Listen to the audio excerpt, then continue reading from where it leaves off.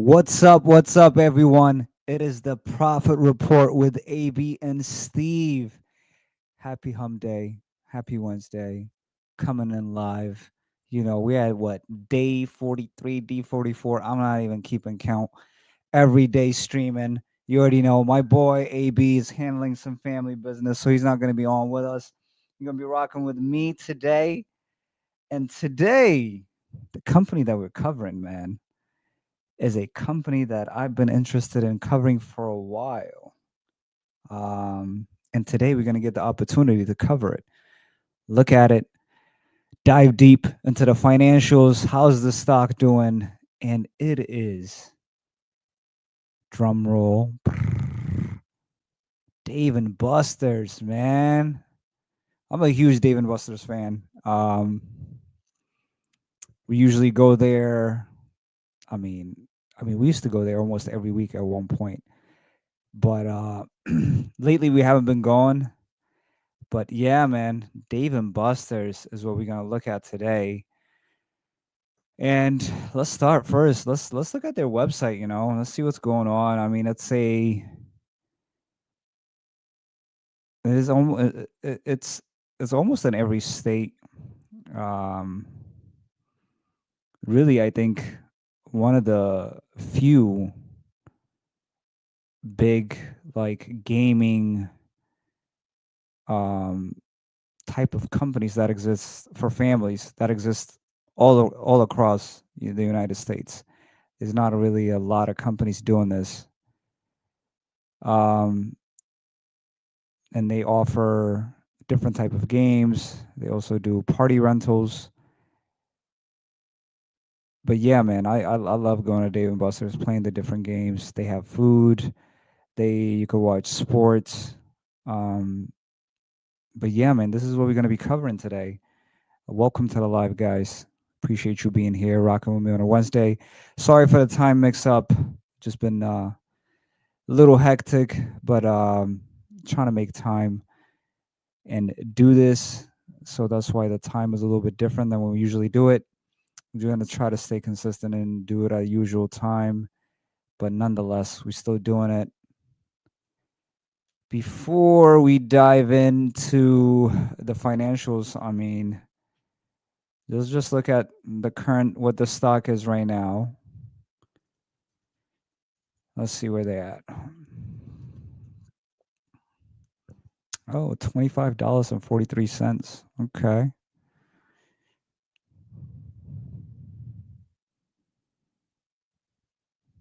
So this is what the stock is currently trading at. And just within the last year, let's see. So last year around this time, it was trading at $31. It looks like throughout the year, it had some ups around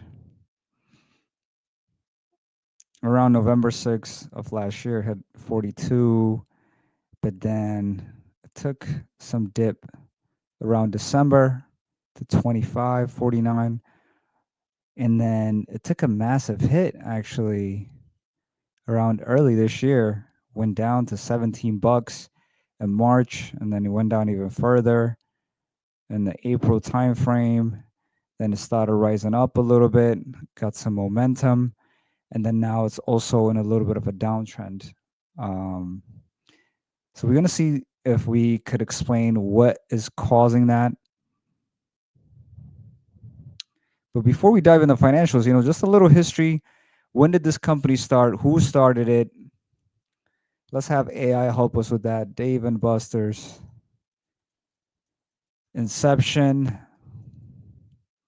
key milestones, and current status.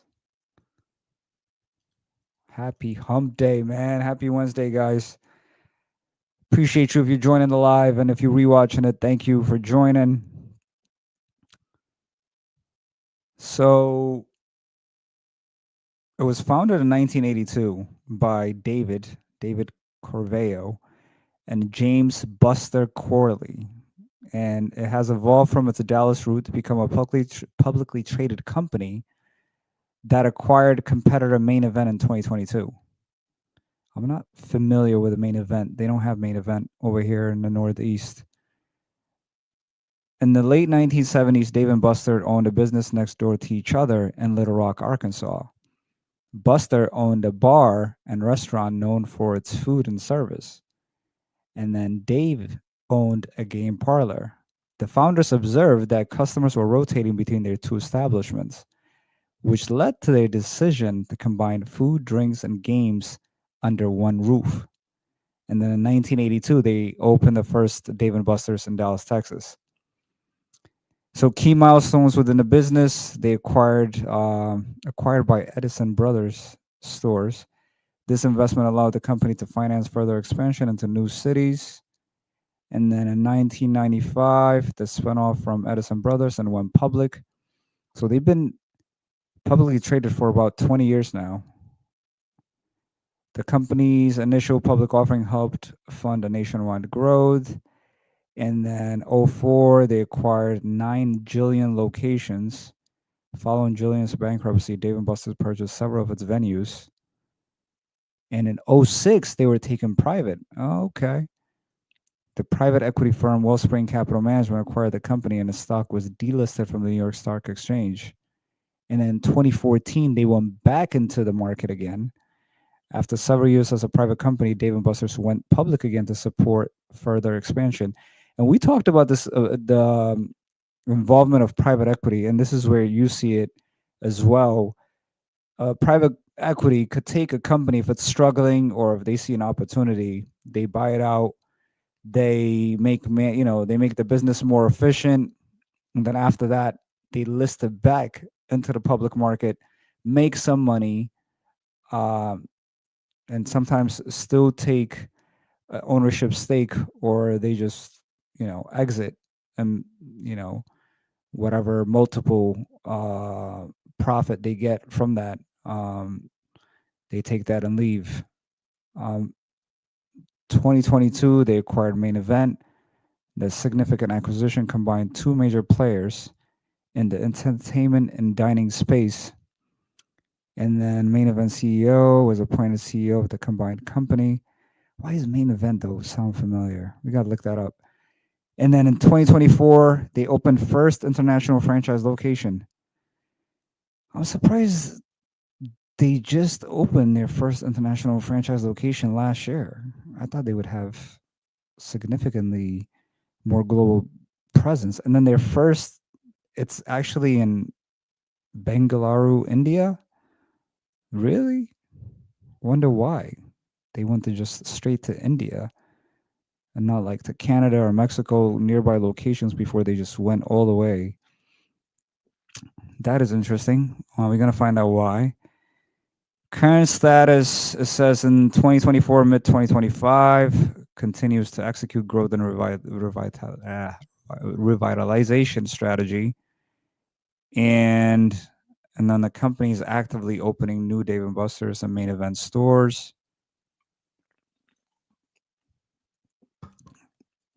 I got my sparkling water.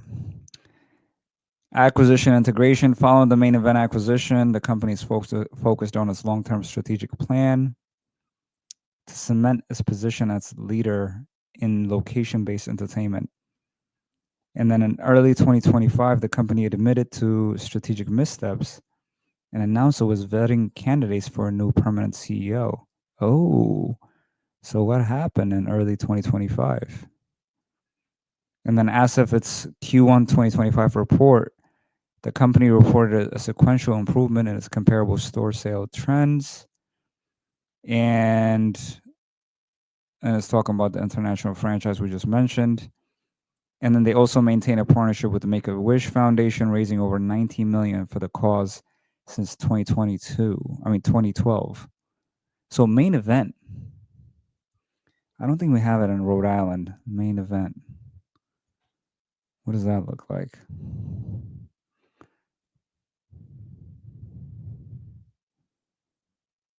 Okay, so you get a fun card. Could also book events, it looks like. I see a birthday thing over here.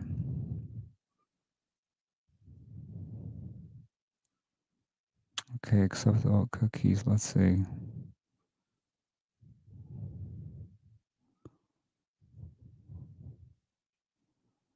So you got laser tag.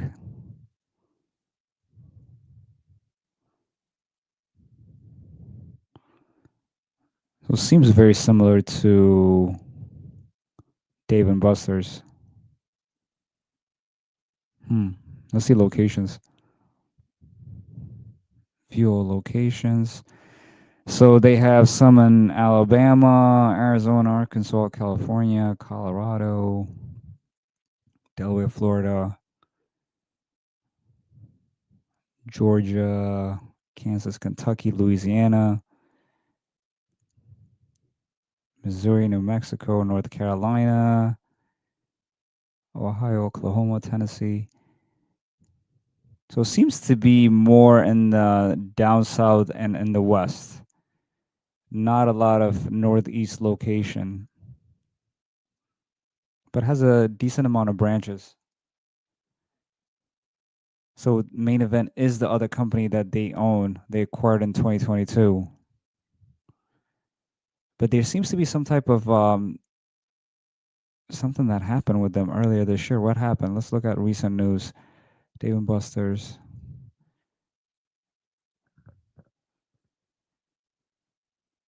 Their stock is trading lower right now. Just seeing to see if they explain what happened earlier this year.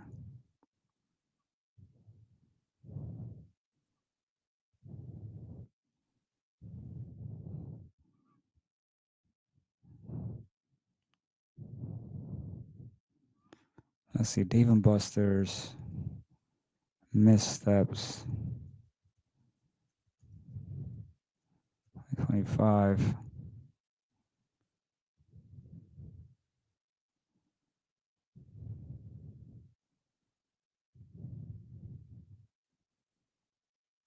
Let's see. Four brutal quotes of Dave and Buster's interim CEO absolutely tearing into the company's previous leadership. So, what did the previous leadership do?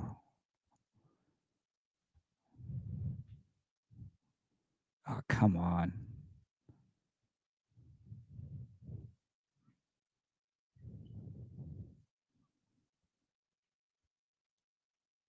So, Dave and Buster's new leadership is looking to correct mistakes made by past executives and attempting to improve the business that was already doing well. Prior leadership made very dramatic and chaotic changes that, among other things, distracted, confused, and overwhelmed all customers and operators.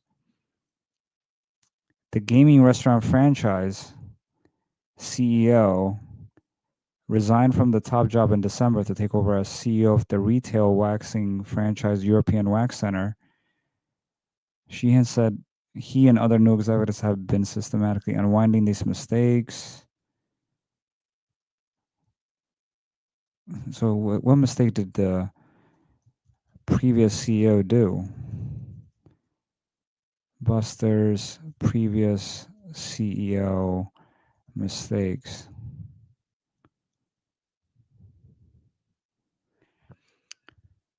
Okay, so Dave and Buster's former CEO, Chris Morris, resigned following significant financial performance declines. So this CEO is the one that was the CEO of Main Event, which they acquired in 2022. But apparently he didn't do a good job. Um, it says after an interim CEO identified past leadership's ill-advised strategic changes as the root cause. I mean, you don't see that often where the current leadership is blaming previous leadership for mistakes. Key mistakes included a chaotic shift away from TV advertising, an overwhelming and conflicting promotional calendar, cuts to popular food items in favor of lower value shareables, poorly tested and over budget remodels, and a de-emphasis on new game development. And the brand is now undergoing a back to basic strategy to reverse these issues.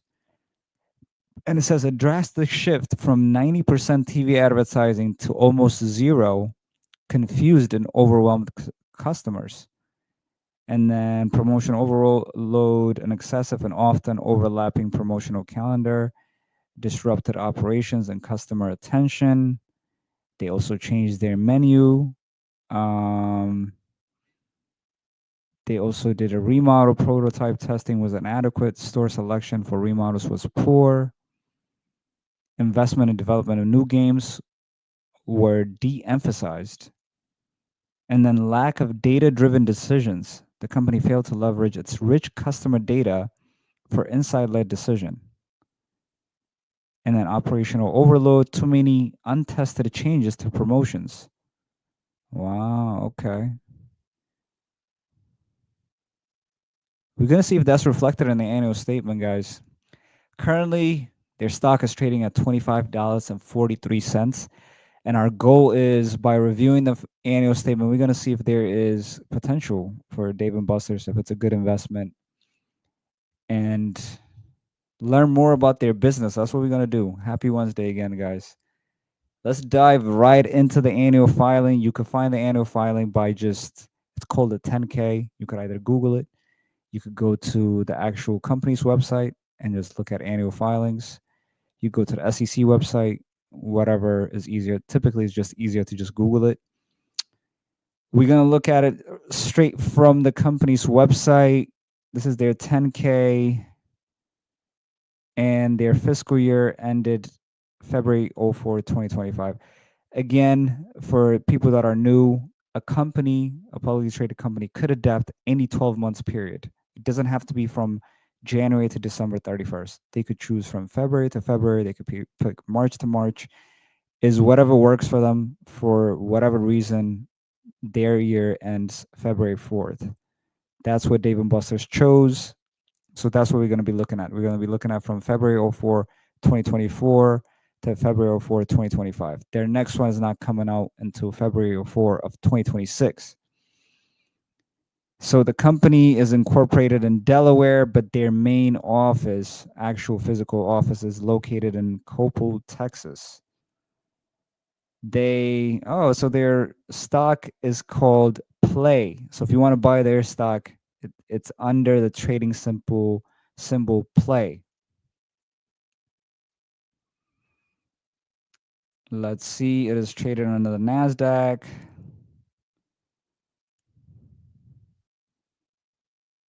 All right, let's see what they're talking about.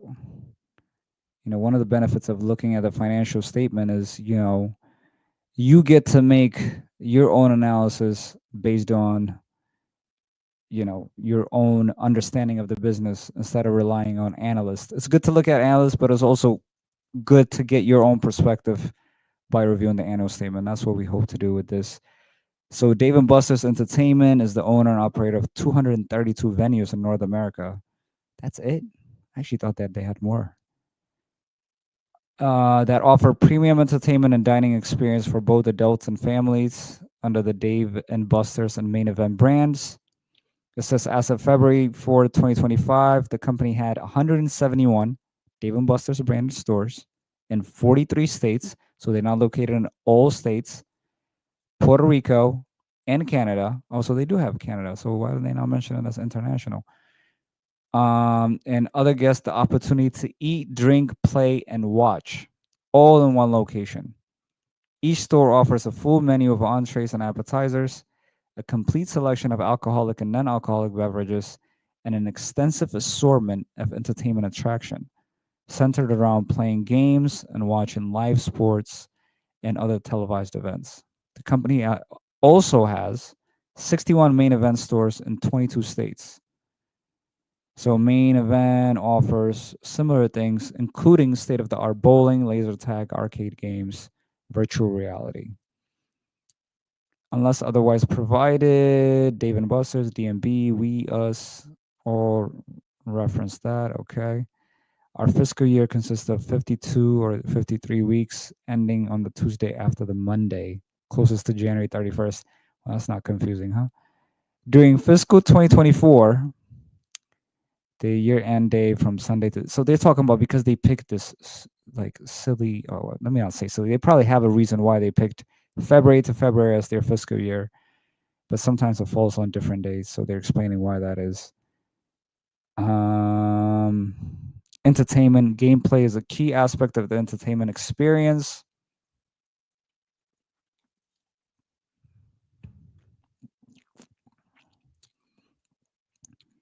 It says their Dave and Buster's main event stores average more than 80 and 100 redemption and simulation games. So your average Dave and Buster's or main event stores has about 80 to 100 machines, essentially.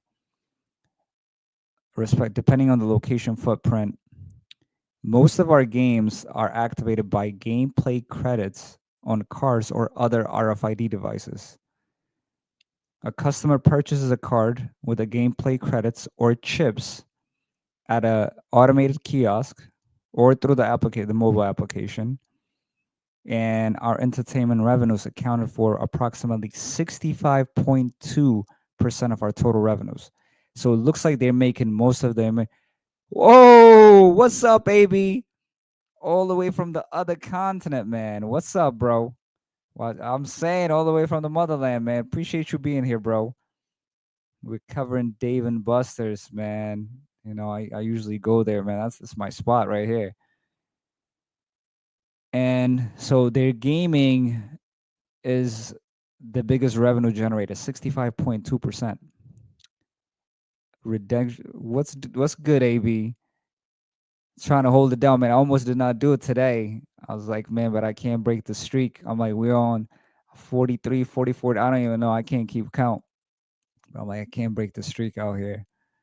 So holding it down. Redemption games offer our customers the opportunity to win tickets where that are redeemable at a retail style space with prices ranging from branded novelty items to high-end electronics. Yeah, I mean, I think I don't really like their prices that much. Like you would have to win so much to get any reasonable, prices, but maybe they have to do that to have you spend more money. But we'll see. We believe this opportunity to win creates a fun and highly energized social experience. Do you guys like Dave and Buster's? And if you do you go there typically to watch games for the vibes? Oh, drop me a link. Oh, you trying to join? How do I even drop you a link, bro? Let me see. How do I see? I never had nobody wanted to join as a guest.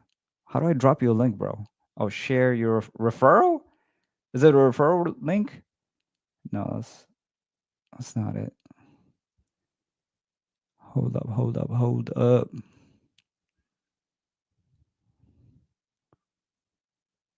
Or present or invite. Let me see. Invite a guest. All right, let me see. Let's see, let's see.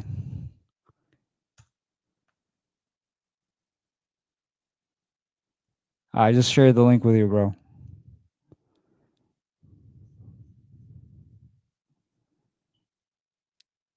And so they have that. And they also have sports viewing as another key component of the entertainment experience. I mean, it is a great place to watch sports. They have multiple screens. They show basketball games, football games. I don't know if they show UFC fights. And then all our stores have multiple large screen television and high quality audio systems. The majority of our Dave and Buster's brand stores have an enhanced viewing experience with huge cutting edge LED wow walls. What is wow walls? What is that?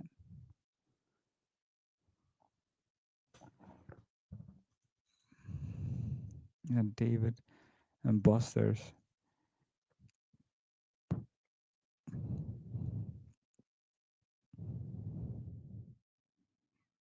Oh, is that where it's like combined?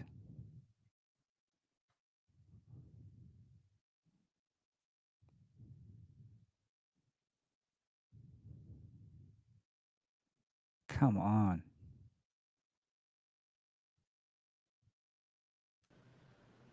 Oh, back in high demand, man. What up, baby? What? Oh man, what's going on, my peoples? Man, what's good, dog? Can you see me? Is it coming in clear? I could see you coming in clear. Your audio's garbage, but you're coming in clear. Oh man, I know I ain't Ay, got ay, my ay. setup. I ain't got my setup. I'm saying, and the internet is lagging too. You're Yeah, like, man. That's that. Ah, shit. But you're good now. You're good now. Let's see if it's gonna do it again. What's good, man? How's Motherland treating you? Bro, you we talk about income inequality in America. It's different over there, bro. It's another level. It is It's another another, level bro. out here. What's up, chat? Who's in the chat? If you're in the house, say what's up, you boys. Been dealing with some family stuff, but I'm back. I'm kind Abu's of back. I'm back. just coming in real quick. Might hang off for a little bit, Steve. Yeah, come through, man. But see if you could do something with that audio, man. Audio's no bueno, bro. Uh, man, Christ. All right, let me try. Let me try. Take me off stage and then you can add me back up. All right, let me see.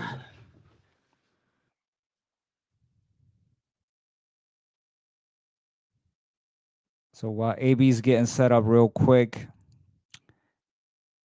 let's go back to the 10K, the annual report. It says our sport watching areas offer an immersive viewing environment that provide customers with large high definition television. I already mentioned that. Food and beverage.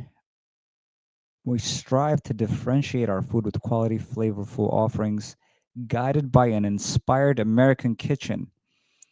Identity at our Dave and Buster's location and a family kitchen at our main event locations. Oh, okay. These offerings are rooted in enhanced flavors and quality. Yeah, their food is decent.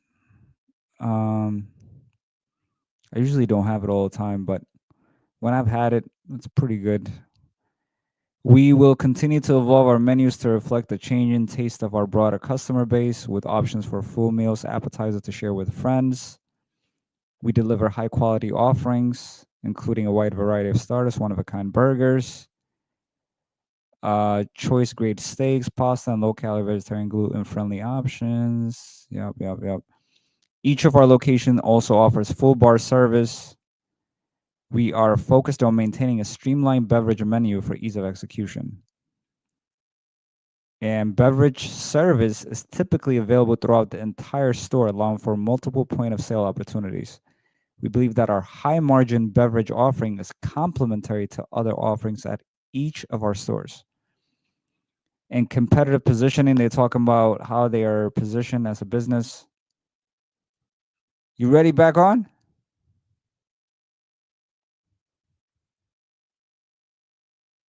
I'll just let him join whenever he can. Our boy AB's joining us from the motherland, man. That's why you see over there is daylight time differences. Um, so the out of home entertainment market is highly competitive. We compete for customers' discretionary spend on entertainment with localized attraction facilities such as movie theaters, sporting events, bowling alleys, sporting activity centers, arcades, and entertainment centers, nightclub and restaurants. So their competition is very wide. They're not just competing with other gaming places. They're also competing with movie theaters, bowling places, nightclubs. So they view all those places as competition. And they also face competition from local, regional, and national establishments that offer similar entertainment experiences. I can't think of though any major player and that does the same thing that they do. We have now level line 99, but it's different. And I don't know how many places that is. Um,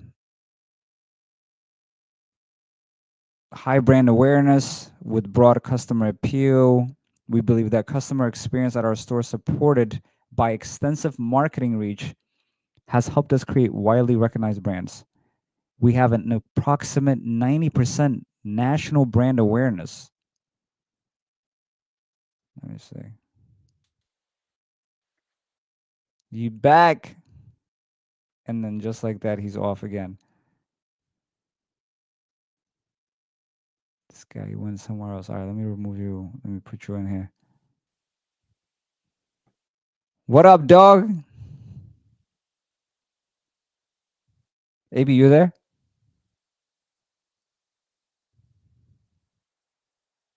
Hello? Uh, I can't hear you. You can't hear me? Mics. I One, two, three, actually, one, two, three. you can't hear me at all?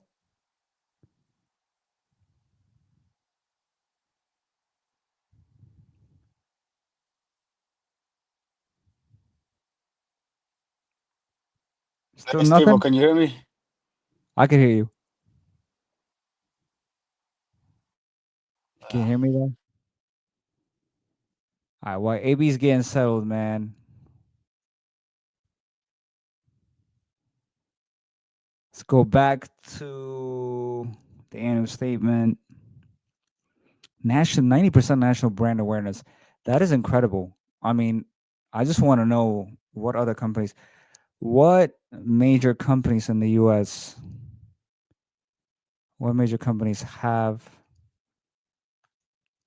in the US have high brand awareness.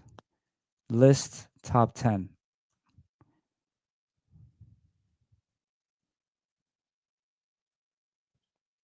So top US companies: Apple, Microsoft, Google, Amazon, Walmart, McDonald's.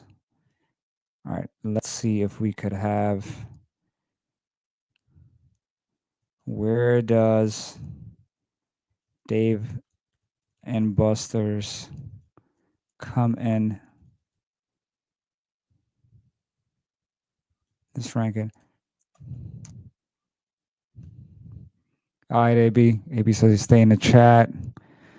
So AB, Dave and Buster's is saying that they have a 90% brand awareness in the US. So it says Dave and Buster's operates most specialized niche of entertainment. Um, One source indicates 95% of casual dining customers in markets where they have stores are aware of their brand. In a ranking focusing specifically on entertainment brands, Dave & Buster's would have a higher position.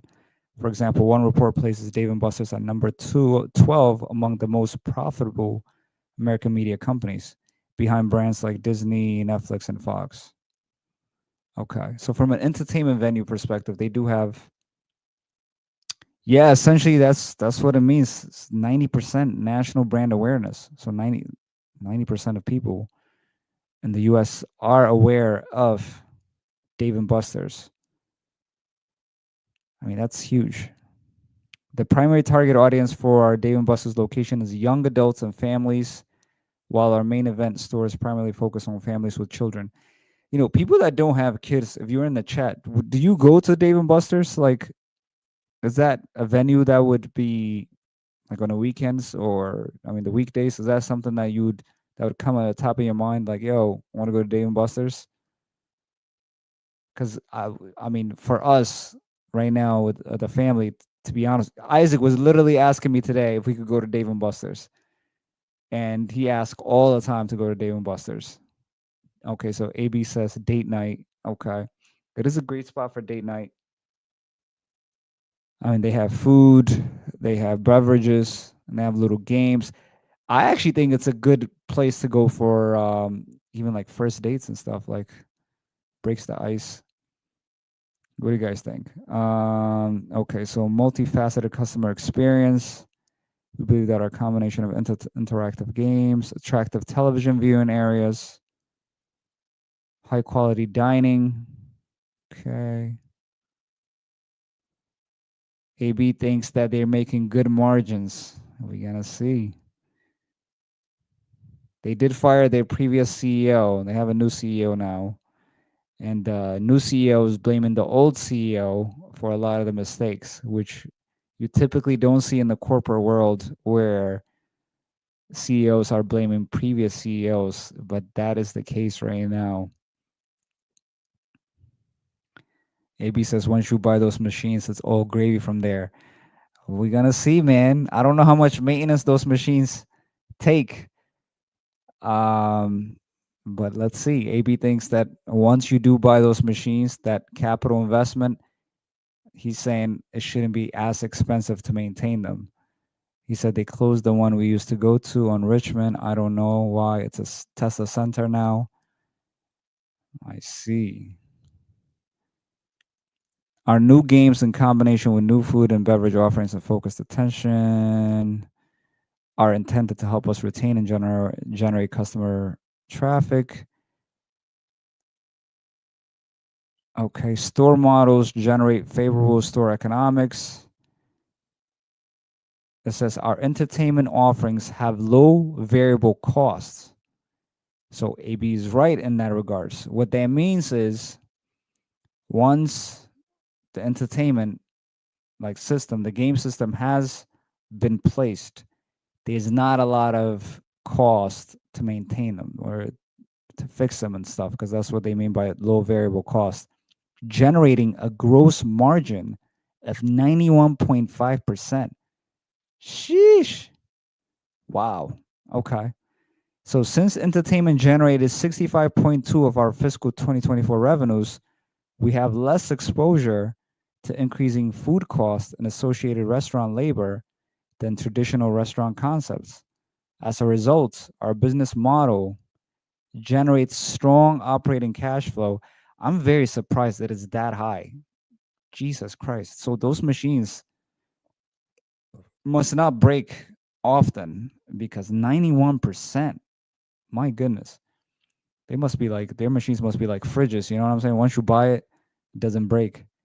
AB says AB knows a little something, yeah, know.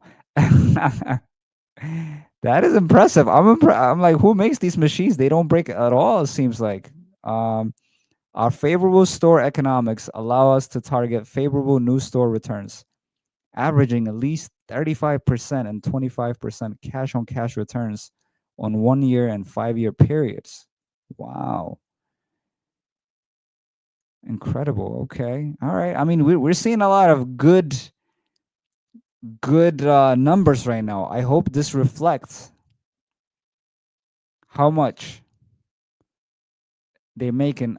We're gonna see on then when we look at the net income and their balance sheet. I hope that also is positive because I'm seeing a lot of positive stuff right now.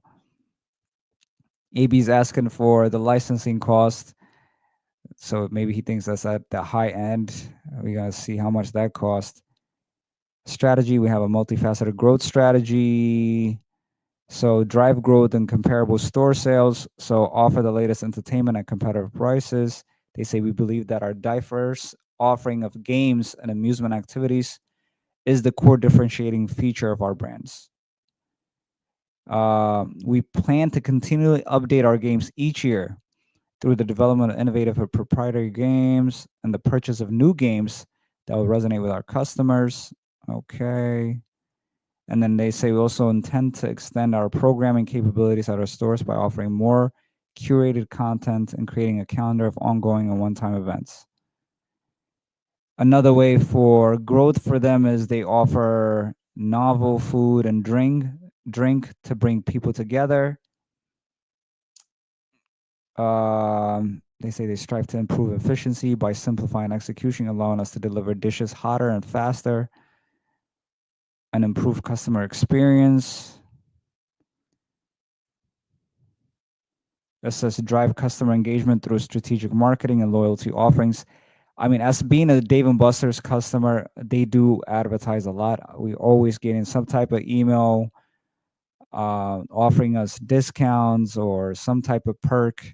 So I could personally attest that they do a good job with that. It says refresh our existing sites. AB saying 25% net profit margin. Okay, all right. You know who had pretty margins yesterday? Wingstop. Wingstop had some pretty margins, man. Wingstop is doing well. This stock is not doing well. I know AB you joined a little bit late. Right now it's trading at like at $25, $25.43. And their stock has taken a hit. So based on what we're currently seeing, we're trying to figure out why their stock is taking a hit because we're seeing all positive news thus far within the annual statement.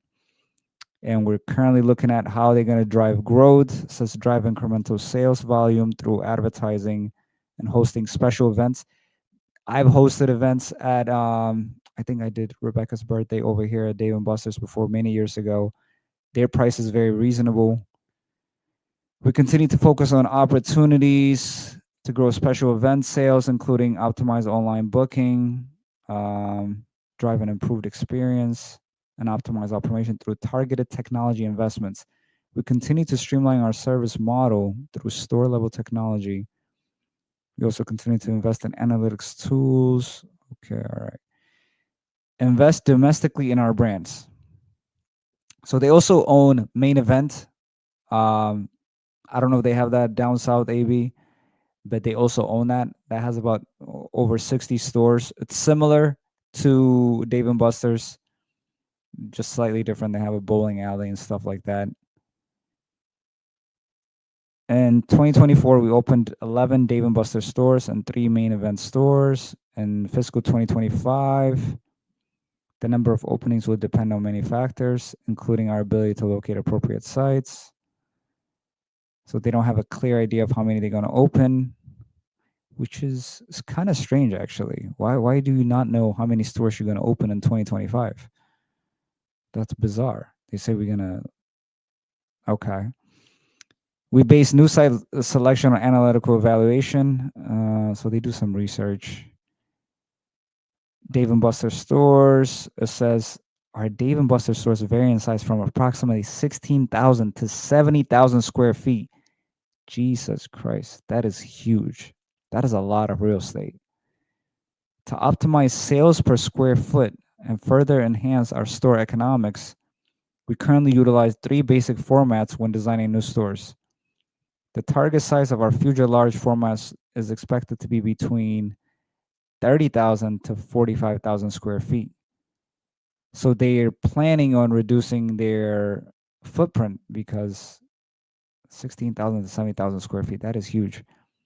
The target size of our future medium format stores is expected to be 25,000, 30,000 square feet. The stores we open in fiscal 2024 average 26,000 square feet. Okay. It says we believe that smaller store format allows us to reduce capital investment, which is smart.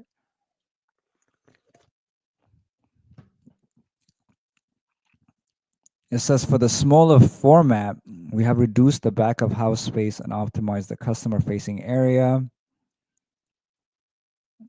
dedicated for video and redemption games. We believe the store format maintains the dynamic customer experience.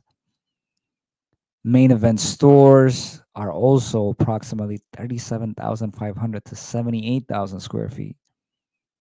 Man, that is huge. I mean, if you think about it in terms of like a house, like the average house, how many square feet is the average house? Feet is an average house. So the average house, the average single family home in the United States is about, let's just call it 2,500 square feet.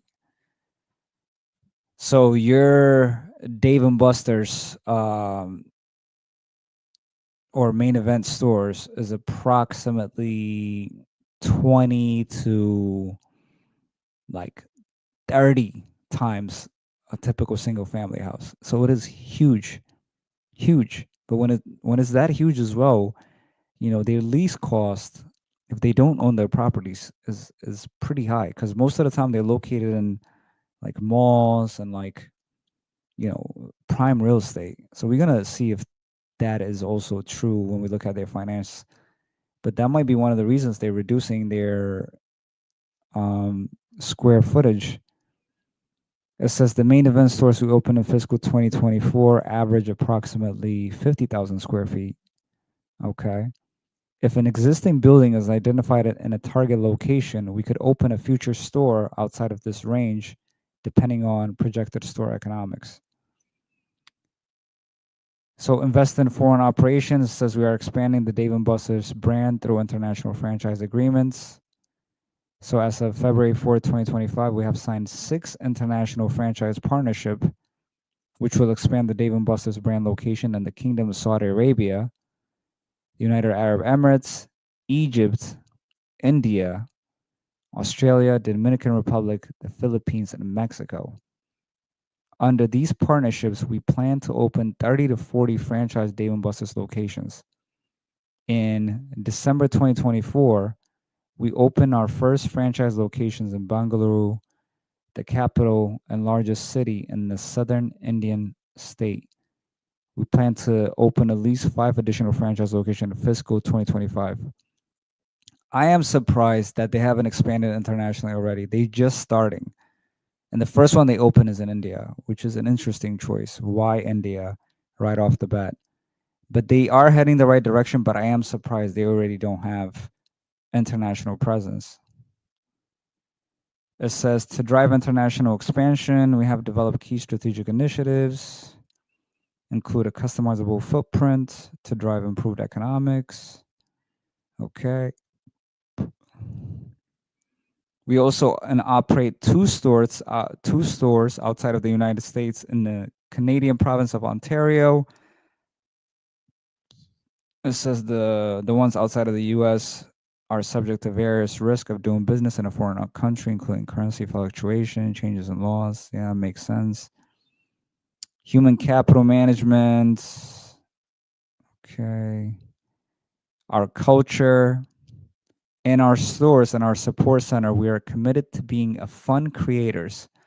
Our team members share a deep commitment to values. All right, a lot of jargon in here.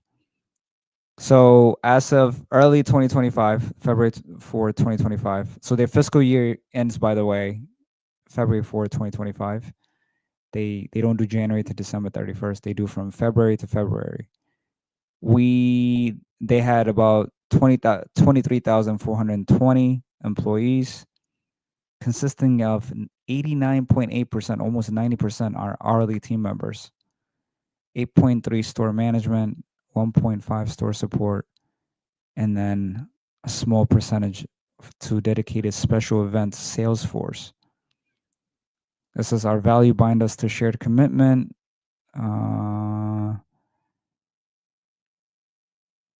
Leadership team, wealth of experience. Okay. Our typical store team consists of a general manager supported by an average of 6 to 7 additional management positions. Our stores typically employ approximately 100 hourly team members, most of which are part-time.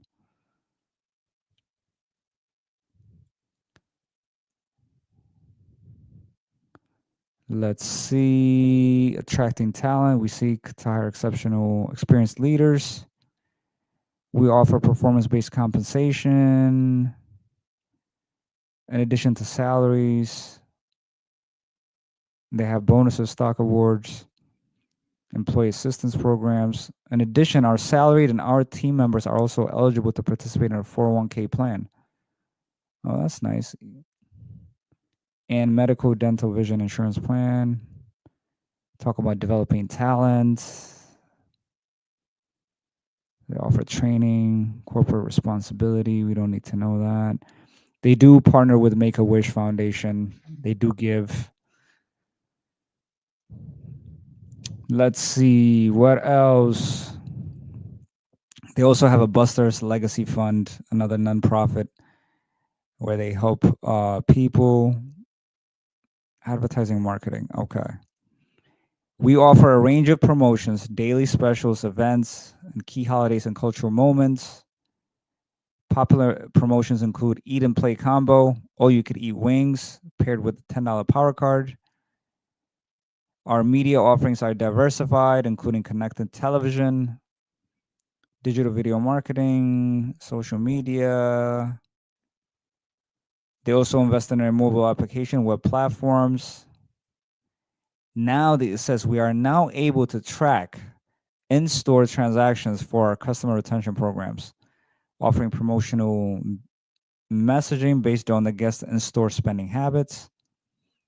It says, for example, we are able to cross sell food purchases to gaming heavy guests by offering a free appetizer or dessert promotions with the purchase of an entree. That's why they be offering this to us. They're always offering a free appetizer. We used to go there a lot. Let's see. Our special event marketing program continues to support our special event team initiative, targeted digital customer relationship management. Okay. Technology. It says our managers have daily routines focused on driving consistent execution, entertainment, inventory management. All right. You talk about food preparation and purchasing, store level quarterly fluctuation, seasonality.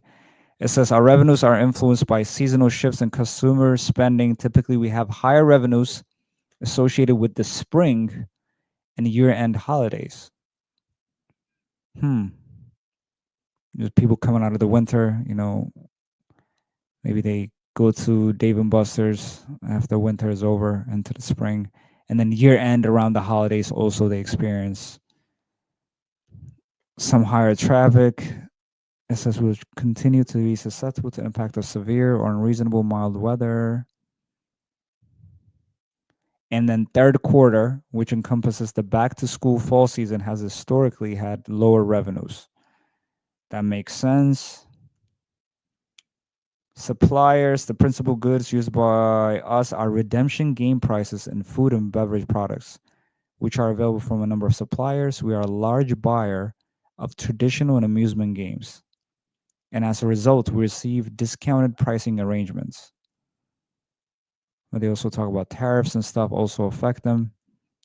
Intellectual property, we have registered the trademarks Dave and Buster's, Power Card, Eat and Play Combo, Eat and Drink Play. So these are all trademarks that they've registered. They own it. Nobody else could use it. We consider our trade names and logos to be important features. It makes sense. All right, 10K. What else? Risks. Okay, risk related to our growth and operating strategy. If we are unable to successfully design and execute our business strategy plan, including growing comparable store sales, our revenues and profitability may be adversely affected. It makes sense. They're talking about they have to keep growing their business. That is a risk. It says we may fail to effectively integrate or operate our past or future acquisitions. They did buy Main Event in 2022. And as part of like their future plans, they plan on acquiring more businesses. And they're saying that, they have to bring them to people in-house and integrate the systems and all that.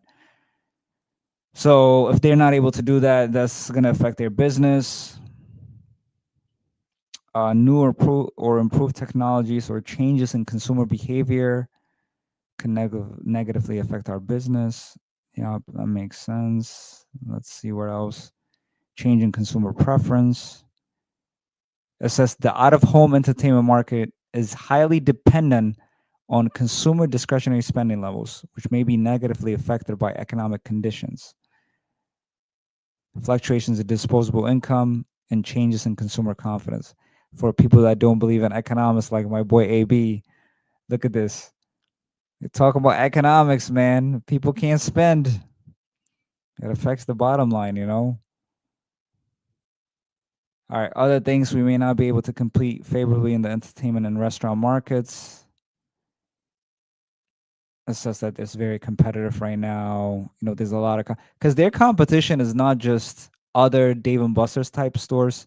It is the nightclubs, the movie theaters, the restaurants, theme parks. They all view them just out of the home entertainment in general is their competition. And then they also even mention the legalization of casino gambling in geographic areas near any current or future store, and the expanded availability of online sports betting could also have a material adverse effects on our business. Wow, I never thought about that casinos could possibly be a competition for them as well. We also face competition from local, regional, and national establishments that offer similar entertainment experiences. They also face competition from increasingly sophisticated home based forms of entertainment, such as internet and video gaming, and home movie streaming and delivery. So they view their competition to be very wide. It says unfavorable publicity or failure to respond effectively to adverse publicity could harm our business. Yep, yep, yep. Let's see what other risk. And they mention also they're subject to risk associated with leasing space, subject to long term or non cancelable lease, and risk related to renewal. In commercial lease, it is a little bit more complex than your typical like a residential lease. Like if you're signing a lease with a rent, I mean, for rent for residential, usually if you want to break a lease commercially, it is very difficult to do. And if you do, the fees that you pay is a lot. And sometimes you're not even allowed to cancel. You might have to pay that whole lease cost. So once you're tied into a particular property, it is very hard to get out of. And they mention that as a risk here. It says we typically do not own real property for long periods. Payments under our non cancelable long term operating leases account for a significant portion of our operating expense. And we expect new stores we open in the future will also be predominantly leased.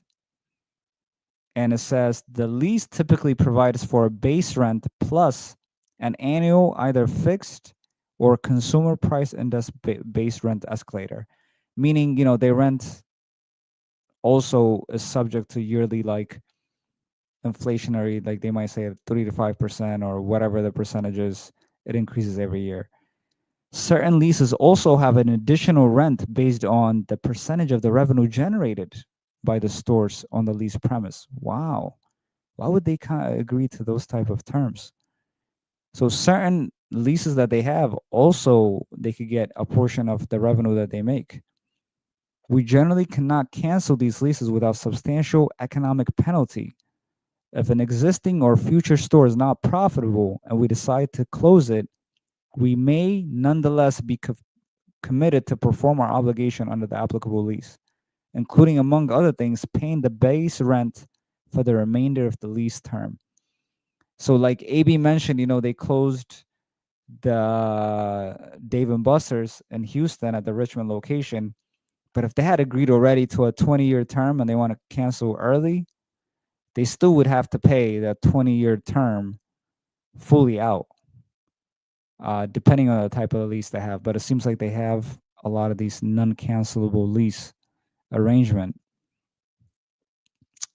which I'm kind of baffled because a big player like a Dave and Buster's, and maybe someone could educate me in the chat. Usually, recognizable brand name like this could negotiate better, and I'm surprised that they're not able to get non-cancelable lease. I wonder how much of their leases are like this, because there's a lot of commercial spaces nowadays, and people from working home and all that. Like there's places, there's cities, like there's downtowns that are empty because there's not enough renters. So I'm surprised that they haven't been able to negotiate.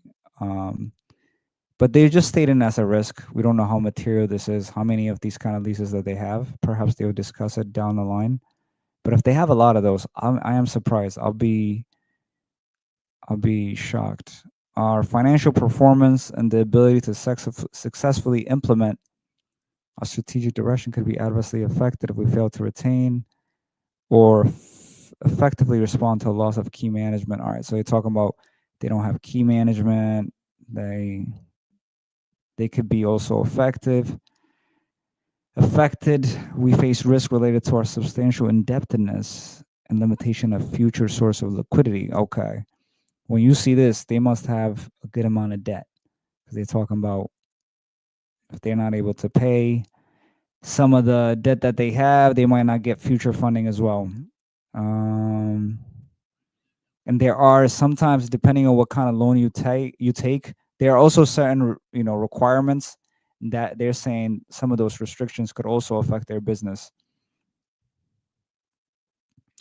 They're saying the success of our long-term growth strategy depends on our ability to open and operate new stores profitably and our ability to optimize our existing stores. So they have to grow their current stores, but they also have to expand for the business to work. They are expanding internationally, which I think personally is a good idea. And I'm surprised they haven't expanded already internationally, but they're starting now. They talk about weather conditions, pandemics, and stuff could also affect their business. They talk about impairments, cybersecurity, of course, in every annual statement, guys. The risk of cybersecurity is in there. I'm telling you guys, I must keep saying it. If you are in college or trying to figure out what you should pursue, definitely pursue cybersecurity. There is a demand for it. In all the annual reports we reviewed, cybersecurity risk is in all of them. And so it is something that each company sees as a risk. So, compliance with cybersecurity privacy, similar laws may include significant costs, and any failure to comply could adversely affect our business. It says we are required to maintain the highest level of payment card industry data security standards, compliance, our store support center and stores. Because they accept payments by credit card and debit card, they have to comply with what's called the payment card industry data security standards. And we saw this also with was it Wingstop that we saw this with? Yes, and they said the same thing as well. You have to keep customers' data encrypted. You got to make sure that people don't take that data and stuff. So they have to comply with that. That's another risk that they state. Our success depends on our ability to recruit and retain qualified store management person while also controlling our labor costs. So they're saying they have to maintain their labor costs, but at the same time find good people to work for them. That's not just to their business though. That's like every business, anyways. All right, this one is similar. Our operations are susceptible to changes in cost and availability of commodities and other products, which could negatively affect our operating results. And the commodity that they're talking about is food. We saw yesterday, for example, for Wingstop, they're saying if a rise of chicken just went up, chicken wings went up by 10%, so if it just went from $10 to $11 per pound, or like let's say from $1 per pound to $1.10 for Wingstop, for example, that would have costed them $1.8 million, just a 10% rise in chicken. So for these big companies, even a small rise in commodity, in the food, whether it's chicken, whether it's beef, anything related to that, it does make a bigger difference for them because they're buying in bulk and they're serving a lot of people. So it does affect them significantly. They do. This is where if you're talking about like future prices and obtaining, I mean, this is different from what we're covering right now, but they do some other stuff to protect them from that, but that is still a risk. It says our procurement of new games and entertainment offerings is contingent upon availability, in some instances, our ability to obtain licensing rights. So AB was just talking about that. He's saying, some of these games they have to license. So let's see. Our ability to continue to procure new games and entertainment offerings and other entertainment related equipment is important to our business strategy. The number of suppliers from which we could purchase games and other entertainment related equipment is limited. To the extent the number of supplier declines, we could be subject to the risk of distribution delays, pricing pressure, including pressure imposed by tariffs, lack of innovation, and other associated risks. We may not be able to anticipate and react to changing offering costs by adjusting purchasing practice or game. Okay. A company like this, if I was them, I would also invent my own game. I don't know. What do you guys think? Would if you were in a Dave and Buster's type of business, would you create your own game? Um, I mean, I would. We have also. Oh, look at this!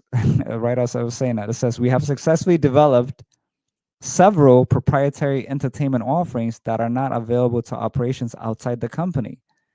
Our ability to develop future offerings is depending on, among other things, obtaining rights to intellectual property and compelling game content. Okay, what other? Let's see. What games do they license? What games does Dave and Buster's license?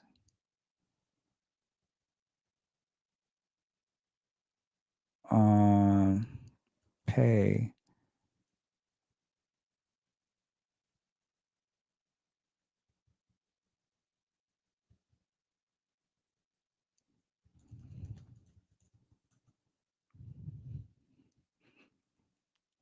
Let's see.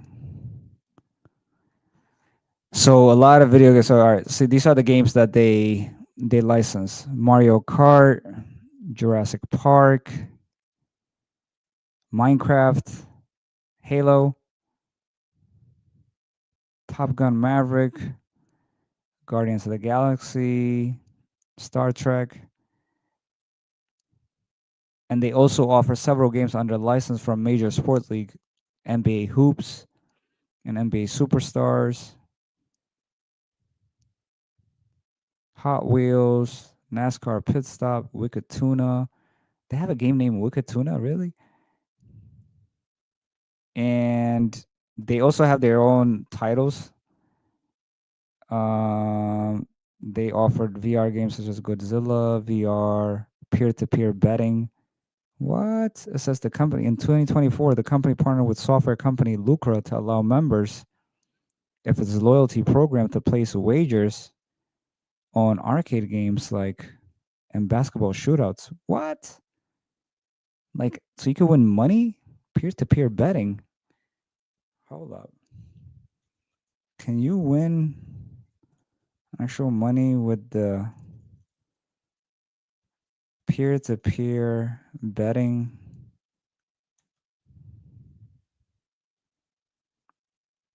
Oh, so with Dave and Buster's peer-to-peer betting feature called Plice It, you can win and lose actual cash against other players.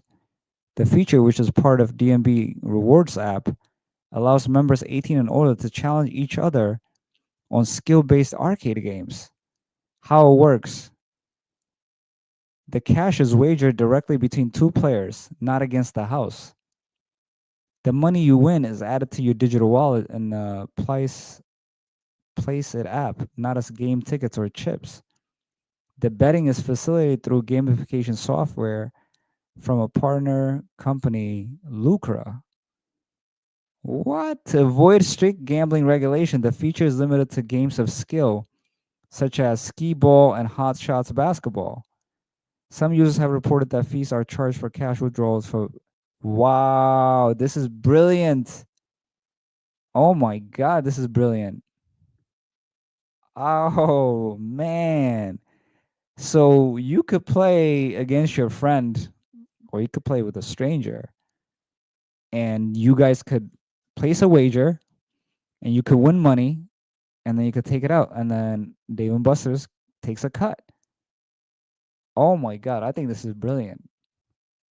This is brilliant. It's like if you're in a basketball court or you're on a soccer field and be like, oh, I'll bet you $5 I'll score or something like that. And but they're giving you a platform for you to do that. Oh, that is brilliant. Um, let's see. So they're talking about license. They said we generally have not encountered any material difficulties or failures in obtaining, maintaining the required licenses, permits, and approvals that could impact our continuing operation for an existing store. It says, although we do not anticipate any material difficulties occurring in the future, the failure to receive or retain a liquor license or any other required permit or license A particular location or continue to qualify for new licenses could have a material adverse effect. Okay. Also, they're also subject to amusement and game licensing and regulation by the states due to operating certain entertainment games and attractions, including skill based games. These laws and regulation can vary significantly by state, county, or municipality. Some jurisdictions may require us to modify our business operations. That makes sense.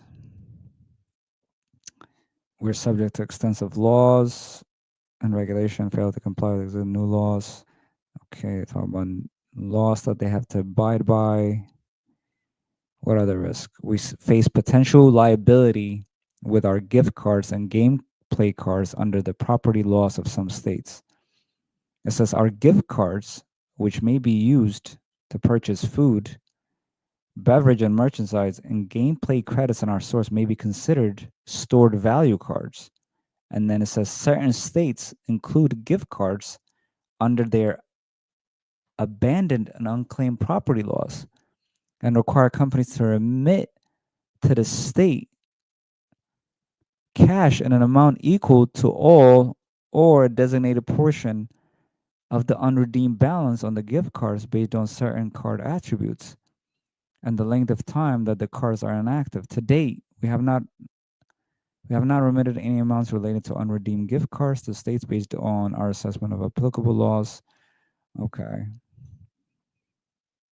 So essentially what they're saying is, if you bought a $50 Dave and Buster's card and you didn't spend all of it, let's say there's $30 left, certain states require that money to be considered like abandoned, and they would require Dave and Buster's to send that money to the state, and it could be under unclaimed money for you.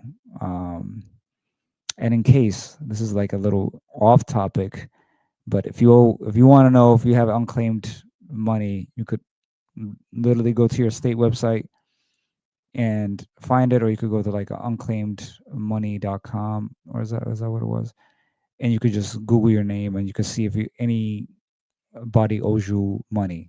It could be like payments you overpaid, or it could be some type of things that some tax money that was given to you, but you never redeemed it.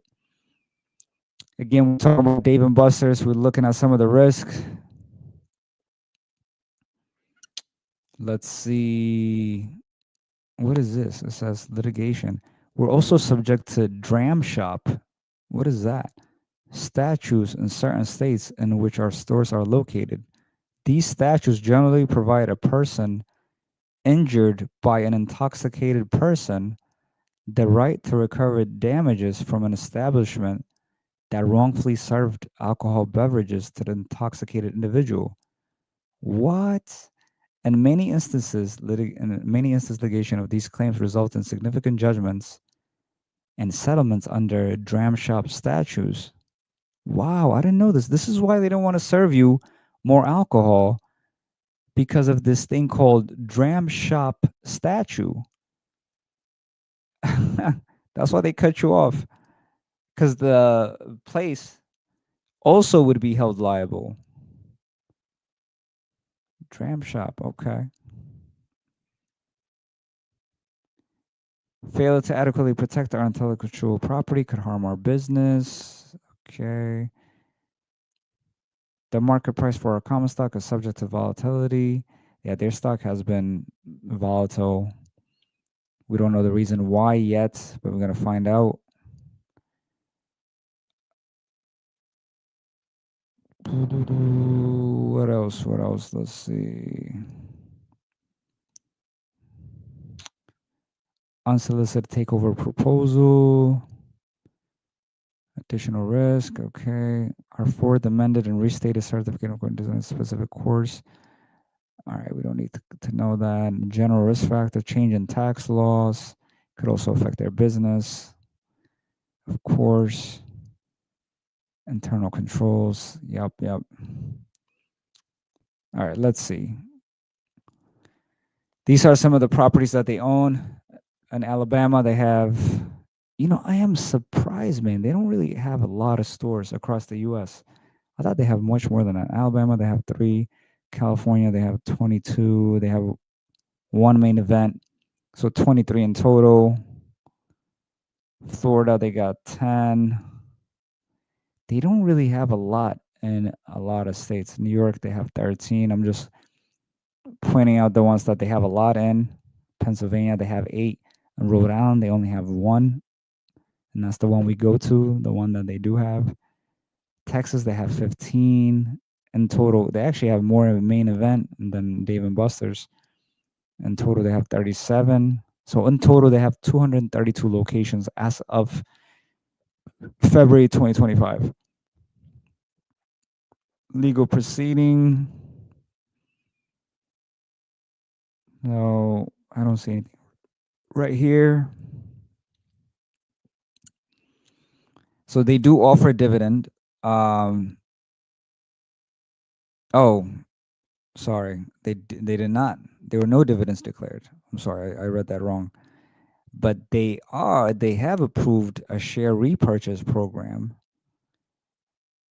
During fiscal 2024, the company purchased 4.99 million shares, almost 5 million shares, at an average of $34.50 per share, which is higher. So they paid a lot more actually for their own share when they bought this, because right now it's at $25. Companies use this strategy if they think their stock is priced low, or if they want to improve their earning per share, because if you have less stocks outstanding, it improves your number. It could be for many types of reason, but they have bought almost 5 millions of their own share, and they spent $128 million to do that, to purchase their own share.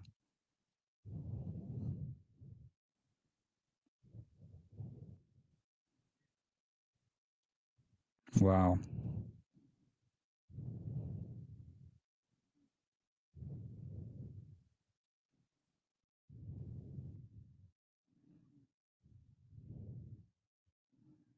And they have bought it multiple times. From November 6th to December 3rd, they spent 212 million.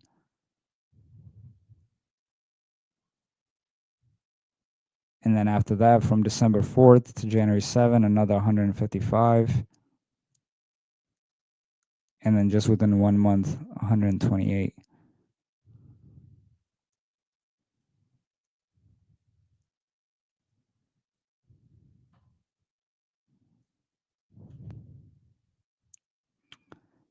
All right, so let's look at how much you would have made. So if you invested $100 in February 2nd of 2020, I mean, why do they not use more color? I do not understand. Use color. So easy. All right, so their stock is the one. I'm going to highlight it for you guys. Is right here. Oh, I can't even freaking highlight it. It's the one that's a little bit darker and black. That's their stock, and they're comparing it to the S&P 600, and they also comparing it to other companies that are like considered as their competitor. So if you bought the stock at $100 in 2020, the stock right now would be worth, your money would be worth right now about close to $62. So you would have lost money if you had invested in Dave and Buster's, as opposed to if you had invested $100 into like a Nasdaq composite, you would have gotten about 225, 215. So thus far, within the last 5 years, their stock hasn't done so well. And considering all the stuff that we read, as far as not having a lot of variable costs, you know, having a higher profitability and all that, it makes you wonder what is causing that. Why is the stock not doing so well? So some highlights. So they made $2.1 billion. I know it says million, guys, in case you're looking at it, but you got to add to that number six zeros. So it actually means $2.1 billion, and it decreased from the previous year before. The previous year they made 2.2 billion. Comparable store sales decreased 7.2% on a like for like calendar basis. So when you're comparing these kind of stores, another metric that you want to look at is same store sales from year to year. How is it doing? When we looked at Wingstop for the past 21 years, that same Wingstop store, just think of any Wingstop store, same store sales have grown every year for the past 21 years. And that's one metric that you want to look at because you'll be like, hey, is this business growing? Are people going? Foot traffic? Or is their sales increasing? These are some of the metrics that you look at. So when you look at Dave and Buster's and then their same store sales decreased by 7.2%, that does cause some concern. Net income totaled 58.3 million. So that is lower than I expected it to be because at $2 billion, 10% would be 212 million. 5% would be about 105, and them making 58. So that gives their profitability about 5%. So AB, not exactly the number you predicted. So something is amiss. Why are they not making more money? What is going on? And they made significantly less money than the previous year. So they made 58.3 million in 2024, but they made 126.9 million in 2023. They almost no, they made double in 2023 than they did in 2022. That is also cause for concern.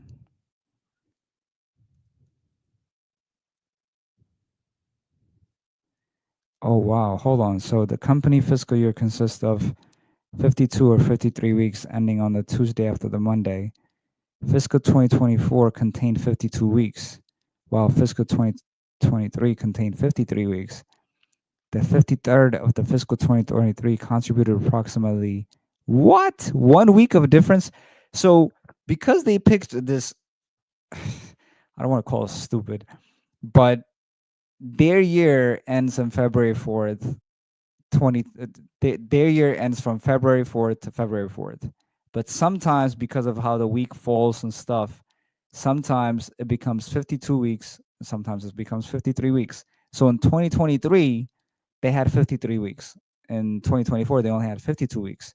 And they're saying that additional week that was covered in 2023, just that 1 week, ended up in generating another $39.5 million in revenue. That is insane. How? So when you see the big difference between 2023 and 2024, you have to take that in consideration. But that is crazy. Within 1 week, they made, in the previous year, they made that much money. That's crazy. But that last year could be about like, around the New Year's. Maybe they do a lot of events around that time. Okay, general, we're a leading owner and operating of high volume venues, primarily in North America. Yep, we said that. So the average Dave and Buster's stores average 37,000 square feet, which is huge, guys.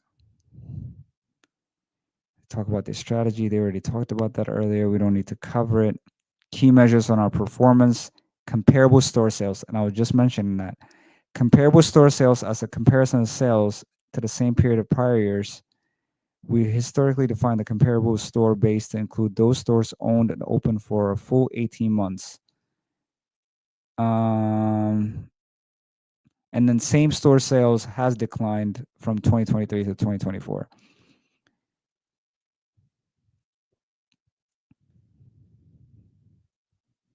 Let's see, stores opening income before depreciation. So they're talking about some definitions in here. We don't really need to look at this. They have explained most of it at the top. Okay, so some numbers here.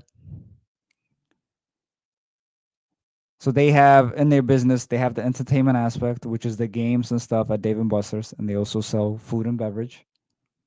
So from the entertainment, they made $1.3 billion, and from selling food and beverages, they made 741 million.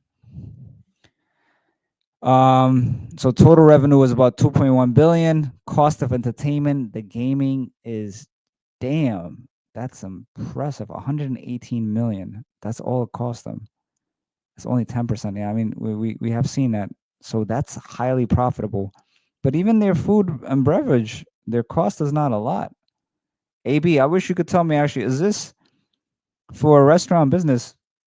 This cost of food seems pretty good. So they're only spending 741. That's about 25% that they're spending on the cost of food. So they have about a 75% margin just on the cost. That's pretty good. So then payroll, they spent 523 million. Other store operating expense. So this is where they're spending a lot of their money. 690 million. What is the other store operating expense? Is this the lease and stuff? That's a big chunk of their cost. $690 million. General administrative expense, 99.5. Depreciation amortization, 238 million. Depreciation is not a real expense. It's not an actual cash expense. So we don't really have to take that. It's so that one we don't have to consider it, at least for now. So total operating cost was about 1.9 billion. So operating income was about 220. And interest expense, they paid $135 in interest expense. That means that's just interest. That's not the actual principal. So they have a lot of debt, it seems like. When we look at their balance sheet, we're going to see how much debt that they have. They lost on debt refinancing, so they refinanced some of their debt.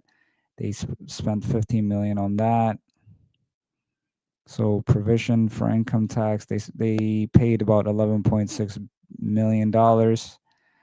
So with all that, they made 58.3 million dollars. So compared to the previous year,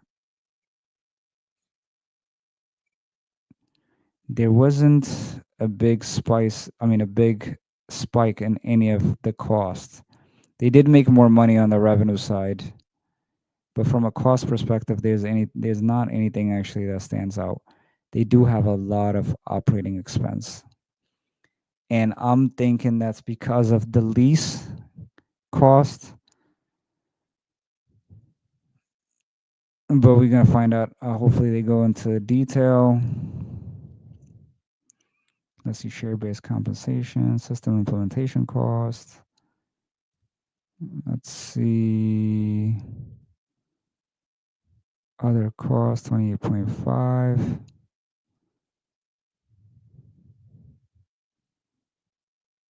Let's see.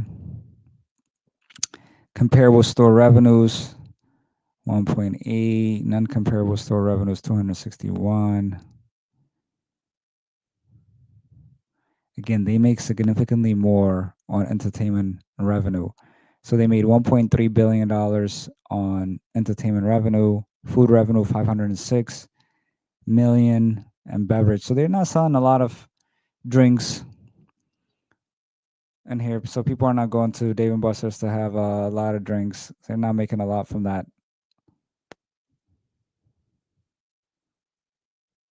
Let's see. I'm curious about that other cost that they have. Okay, other store operating expense. Other store operating expense increased to 690 million in fiscal 2024. This increase is prior to higher occupancy cost for new stores and repairs and maintenance cost. So that's what it is. So the higher occupancy cost. So their lease has gone up, it looks like, and then they also had to do more repairs and maintenance costs. So that's their biggest cost. From a revenue perspective and actually how much it costs them for food or entertainment, they're doing a pretty good job. Um, so leases and then interest expense are like one of the highest ones.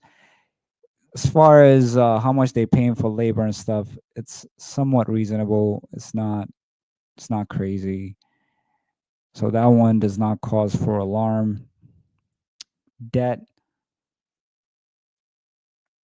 Let's see the fourth amendment on the things provided for a new tranche of term loans. Term being with a maturity of November 1st. So looked like they borrowed more money. We're gonna see how much they have in total in debt. It's gonna give us a better perspective of how healthy their finances.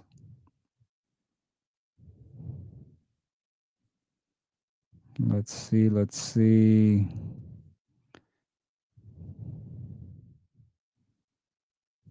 Come on.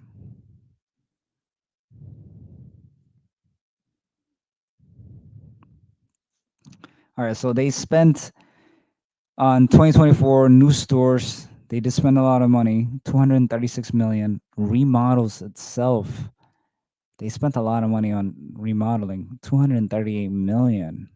Games, 18 million. I mean, their game spend is not a lot, so they're actually spending a lot more money on like remodeling and other stuff than the actual games.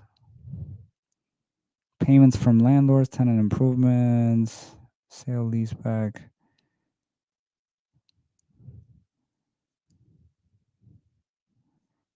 Let's see what else. Want to see their balance sheet, and after that, we could go back to their stock.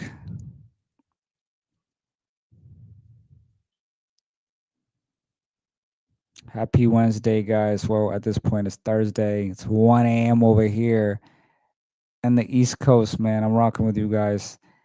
We're gonna make sure we cover every basis before we close it out. I don't care what time it is. Hopefully, if you're watching this, hopefully you get some value out of this. And if you're not a subscriber, please subscribe, like, and share. We are trying to reach 500 subscribers by the end of the year. Um, so yeah, if you like our content, subscribe, share. This is the people signing the stuff. All right, I'm gonna go back to the table of content. Oh, right when I'm about to go to the table of content, I see the balance sheet. This is the one I wanted. Ooh, that's not looking pretty, man. Right off the bat, it is not looking pretty. What is going on? Cash only 6.9 million? What in the world? Mm-mm-mm. That's not good. That is not good. 6.9 million. So they had $37.3 million in cash previous year. Now it's gone down to 6.9. Inventory. What do they have in inventory? Maybe some of the stuff, merch and stuff they sell. $39 million. Prepaid expense, 18 million. So total current assets, money that's readily available, money that could be converted within less than a year, 94 million. They property and equipment, they have what, $1.6 billion. They have their trade name, goodwill. This must be from acquiring. They have a big goodwill. This is from acquiring Main Event. They did buy it in 2022. So total assets about 4 billion. But realistically, when you remove goodwill and stuff, it's really about $3.2 billion. All right, let's look at their liabilities. Current liabilities, 433 million.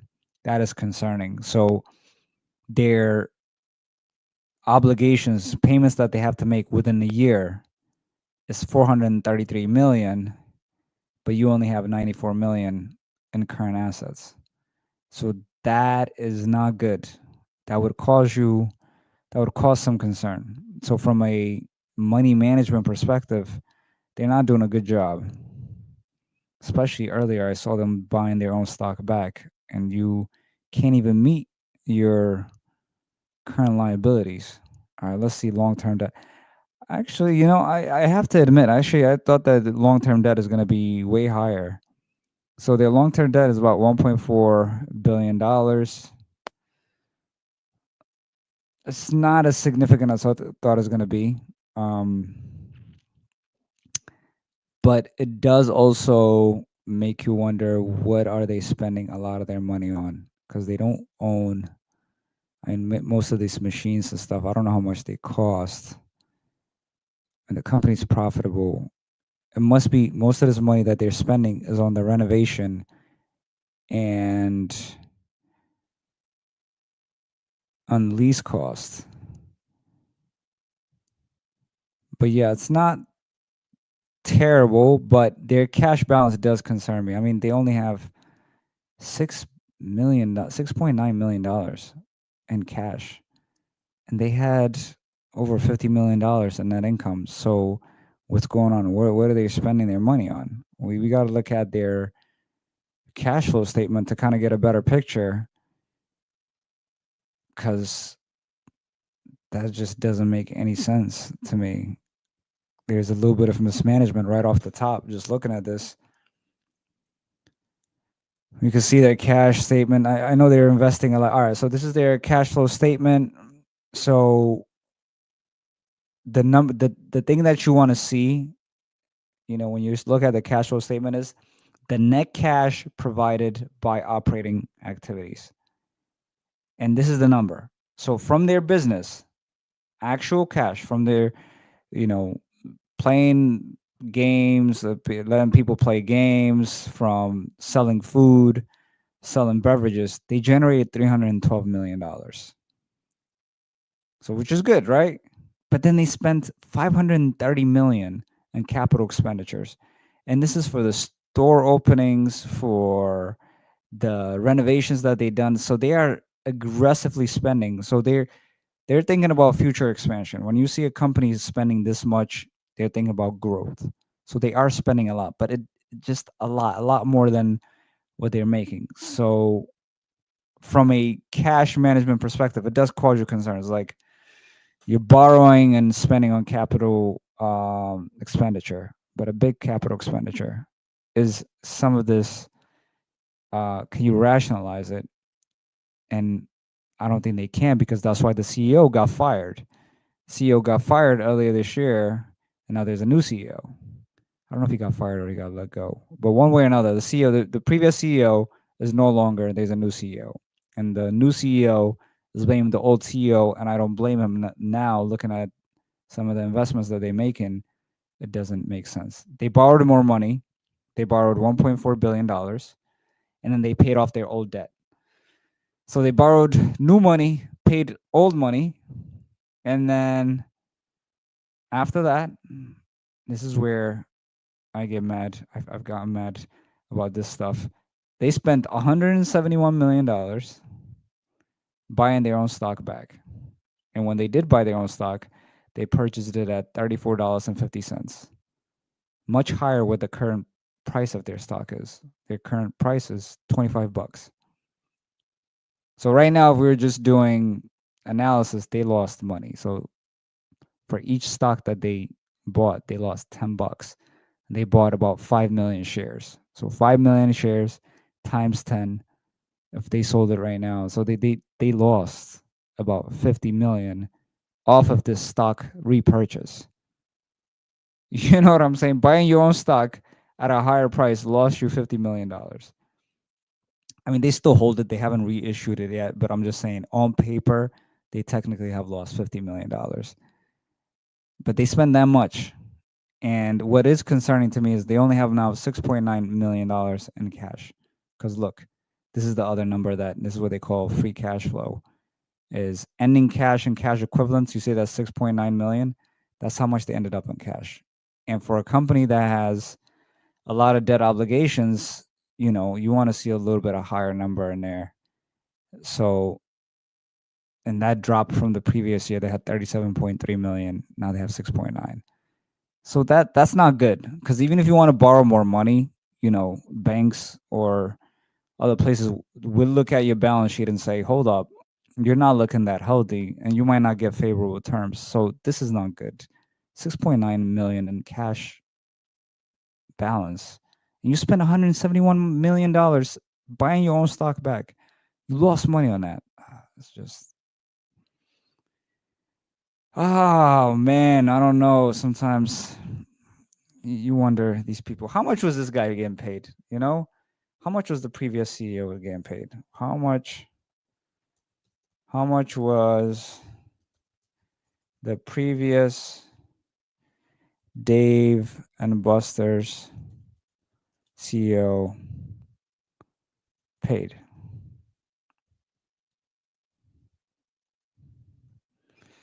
So the former CEO, he got paid $2.2 million.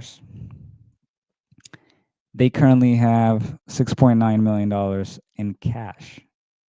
This guy got paid $2.2 million in 2022.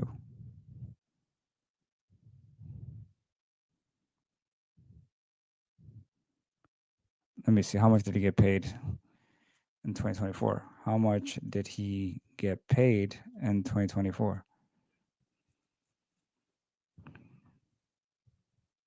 So 2.2 again. He got paid. This is just the CEO. There's other executives as well. Let me see. How much in total was executives?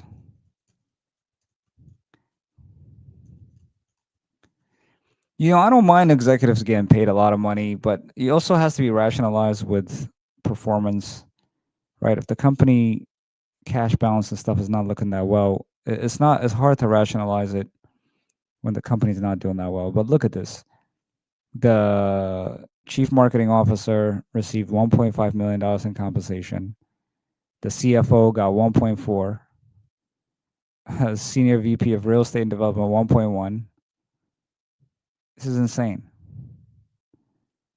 I want to, oh my goodness. Look at all these independent directors. I want to see what is the total?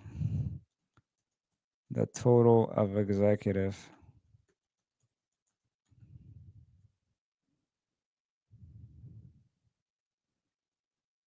Come on, AI. Add it up.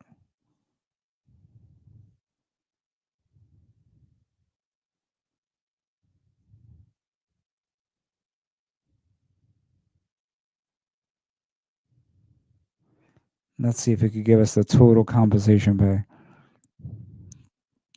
I want you to add all of it up. I want you to add all of it up. How much was the total pay?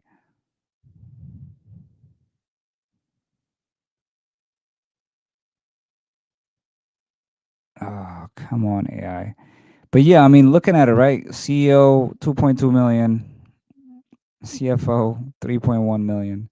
How did the CFO get more money than the CEO?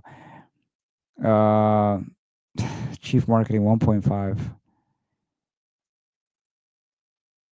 Look at these numbers. I mean, it's insane. And then the company's sitting on only $6.9 million in cash. So let's look at what was it? The former CFO, CEO, Chris Morris. All right, Chris Morris. So he resigned as CEO of Dave and Buster's in December 2024 after 2 years in a row. And his resignation coincided with a quarter that showed accelerated sales decline, wider losses, and lower revenue. And then he took a job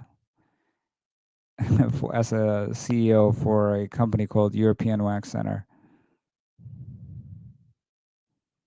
Let's see this guy's background.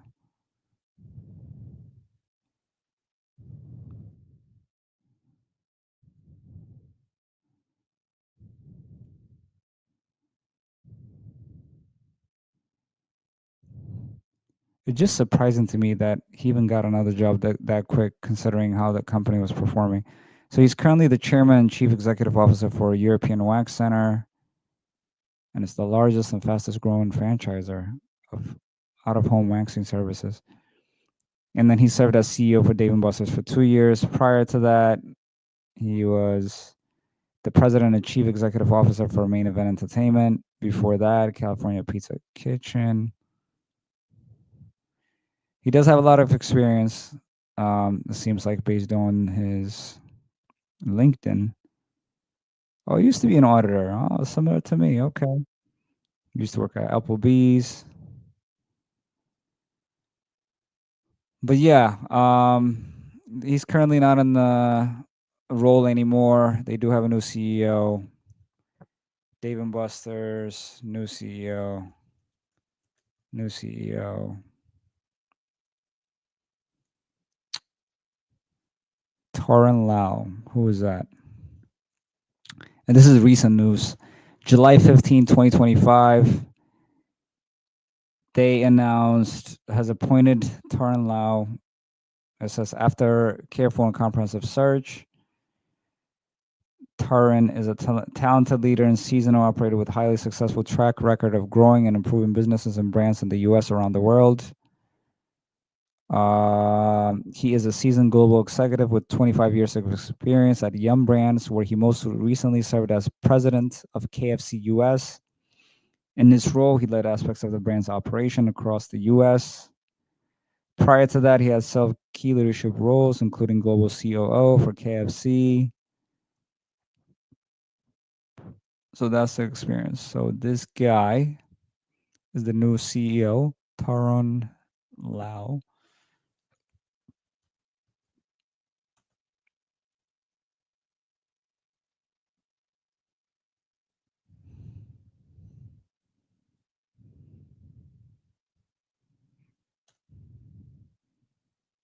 Let's look this guy up.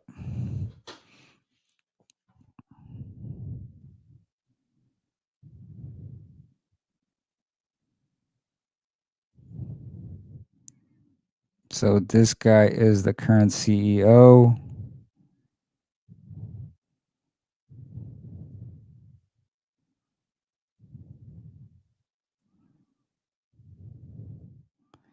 He's a board member, president of KFC. Worked for Yum for a long time. Wharton School, pretty good school. I think he might be Indian or somewhat of. Not that that matters, but it was just based on the name. Actually, maybe he's not Indian. I don't know what he is.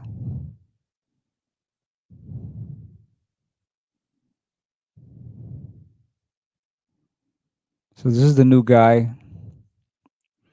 And the reason, I'm also looking at this is, leadership is very important when you're making an investment decision because you want to make sure that the stock or the company that you pick, if it has the right leader and if you think is going to, give it the turnaround that it needs. So that's why we're looking that up. So now if we go back to the stock, go to Yahoo Finance, my favorite. Their stock is traded under play. Currently at 25 bucks. Let's see all time what their stock has been in the past.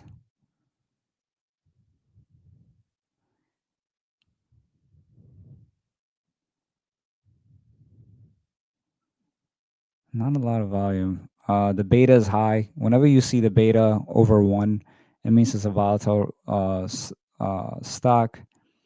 PE ratio is trading at 23 times its earning. It's a little expensive, but not overly expensive. Earning per share is a little low at $1.09. And then the 1-year target estimate is $32.71. So there is some optimism, it seems like, based on what the 1-year target estimate is. Analysts must be predicting that the stock would jump. So analysts' recommendation as of August, 7 are saying hold, 3 are saying buy.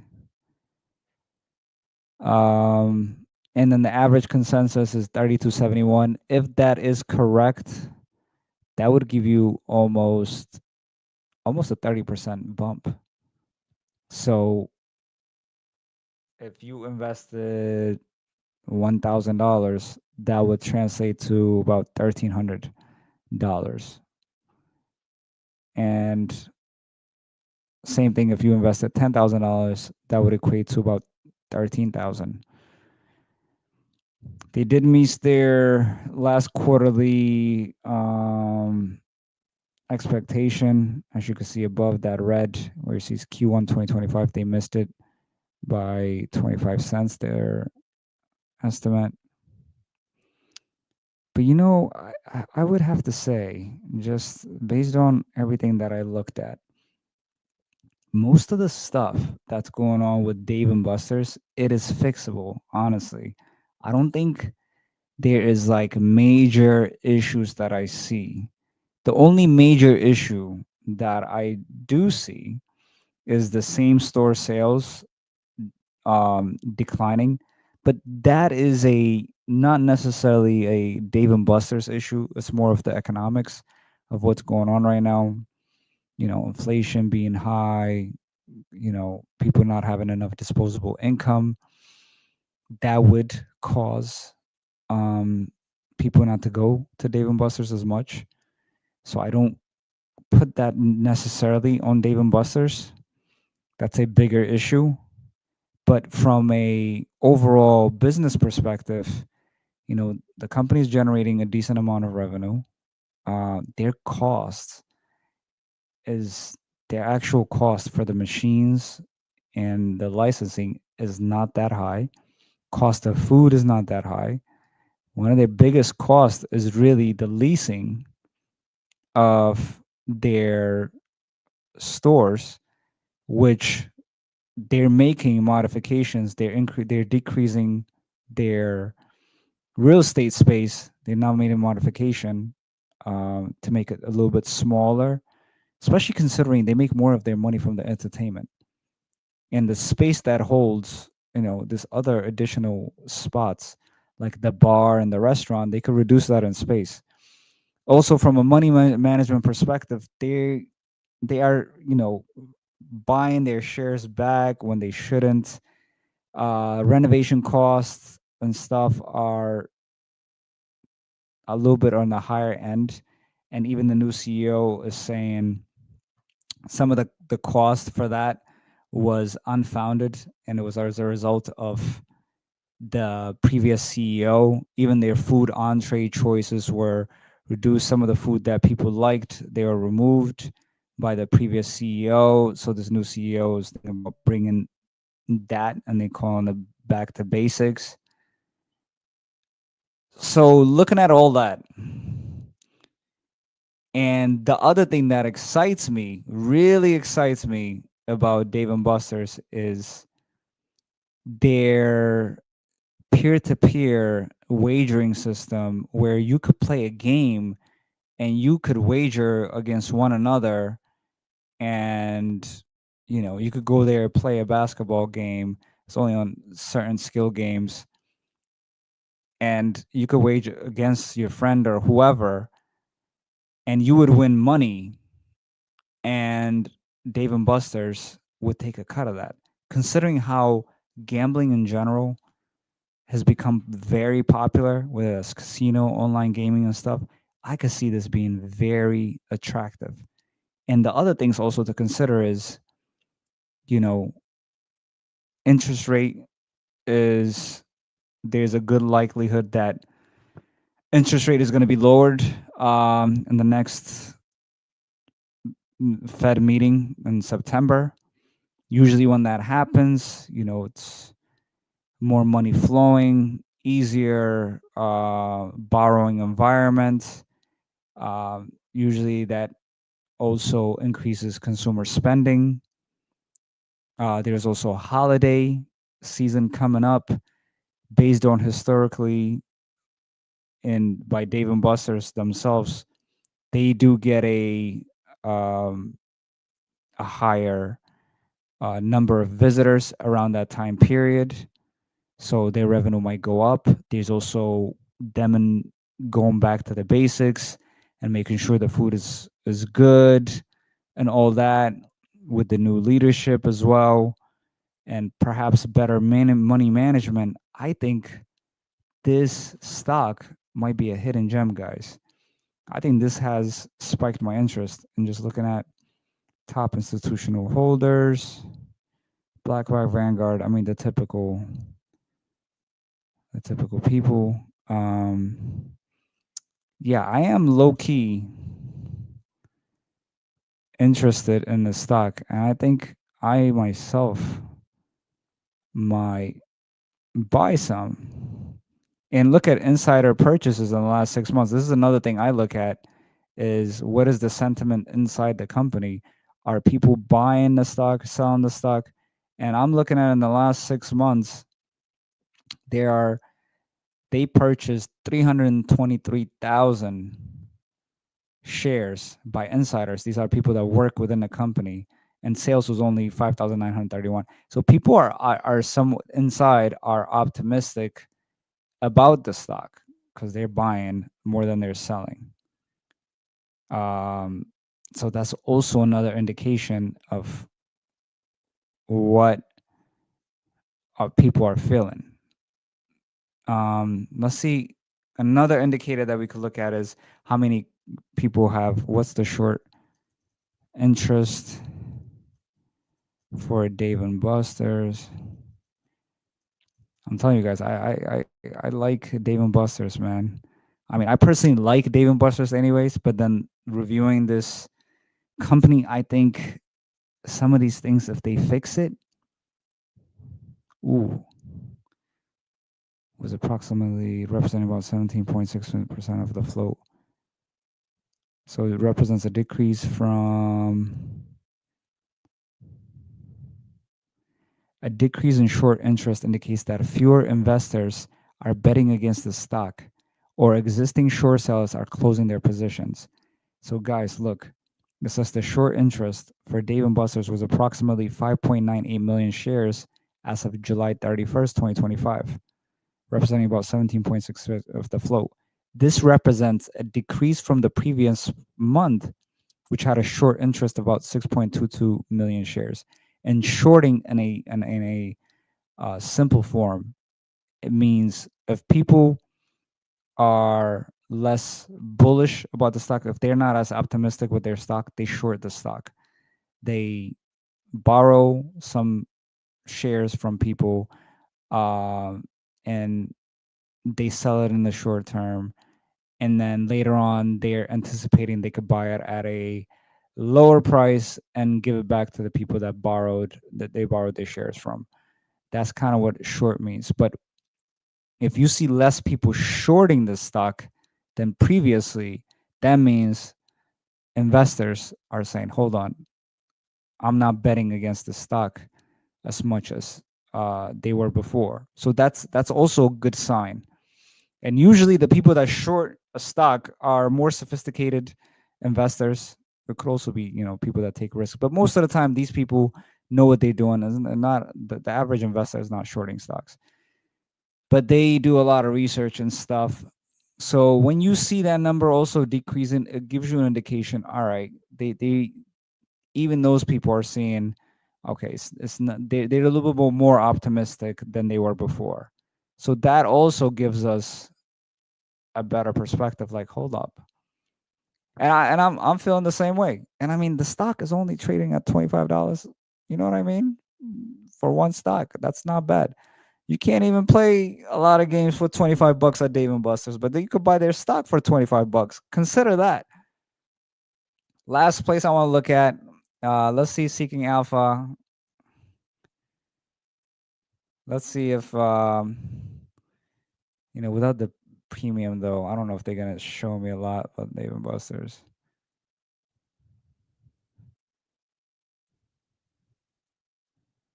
Oh, come on. Let me see.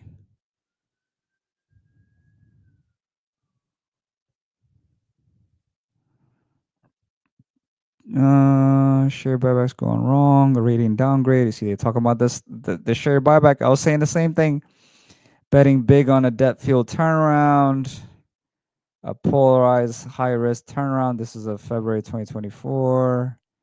These are from December. I don't know if there's more recent ones. It says Q1 earnings simply were not good enough. And Dave and Buster's and welcomed strategic chaos under interim CEO. Dave and Signals continued same store sales and with focus on back to back focus.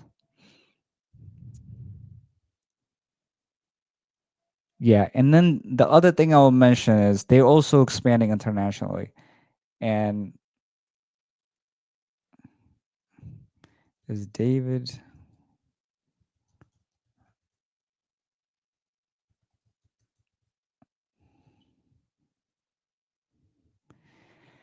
so in the US, it's company operated, but overseas, internationally, they're doing the franchise model.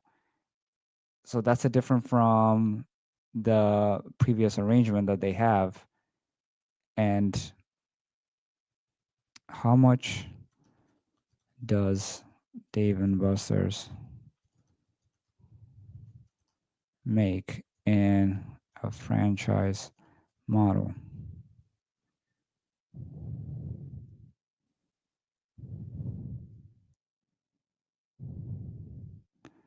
Yeah, but they're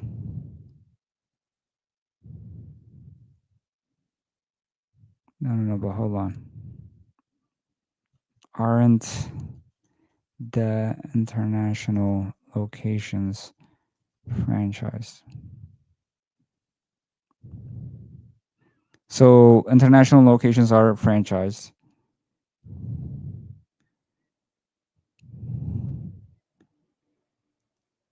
Um, how much money do they make with these arrangements?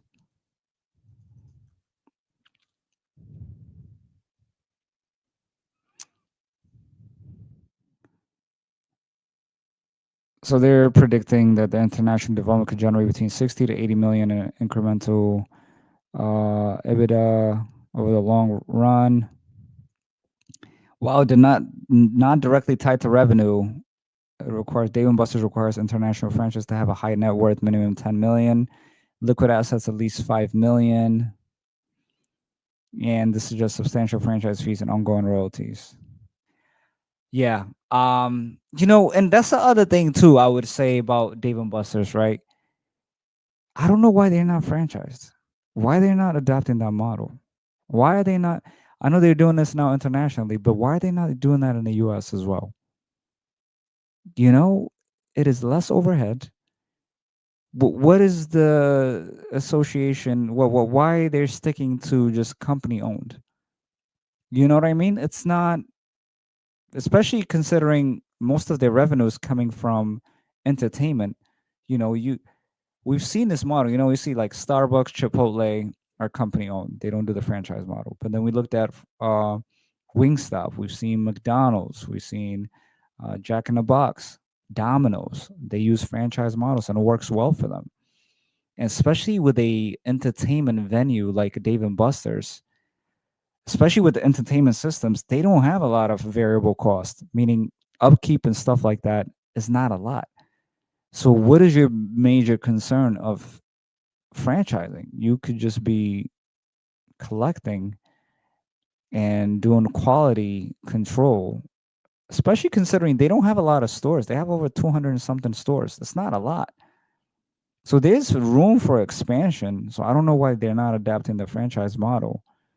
That's another thing to also watch out for. Maybe the new leadership would entertain that, especially considering they're expanding internationally. They're adapting this model. If it works for them, perhaps they double down and they do that. And based on all that, man, I think Dave and Buster's is a hidden gem, and I think it is worth looking into, especially at the current stock price. The upcoming, um, holiday season coming up. interest being lowered, some of the things that they've done with the gaming, and I told you about peer to peer betting that they're adopting. I think this is a hidden gem, guys. Dave and Buster's might be one to consider investing in. Um, that's about it, guys. That is it for me. We're at the 2 hour mark. I want to say thank you for everybody that joined and that's rocking with me. AB, I know you're all the way in the motherland, man. Shout out to you for joining and showing some love. The viewers can't wait for you to come back. Holding it down for now. And we just covered Dave and Buster's. It's restaurant week, guys. Tomorrow, I don't have a specific company yet. If you guys have a suggestion, please let me know. It's restaurant week. Any specific restaurant that you want me to cover, let me know. And we'll dive into it. We'll see if it's worth the hype, what's going on with the stock, and hopefully give you some valuable insight so you can make a good decision. Again, we are not making investment, we're not giving you investment advice, but what we can do is look into the annual statement and give you additional information for you to make better decisions. And that's what we're here for. Again, subscribe, like, hit that notification bell so you know when a new video comes up. We are going live every day, guys. We've been going live for like 44 days. I lost count. I don't remember where we're keeping the streak alive. We're going hard. It's 1:43 a.m. right now in the East Coast. And I'm with you guys. Um, and we're rocking whether we have one viewer, zero viewer, 100 viewer, 100,000 viewers. We're here. And that's all, guys. Much love again to you guys. Thank you for being here. Appreciate you. Until tomorrow, this is the Profit Report with AB and Steve. Have a good night, guys.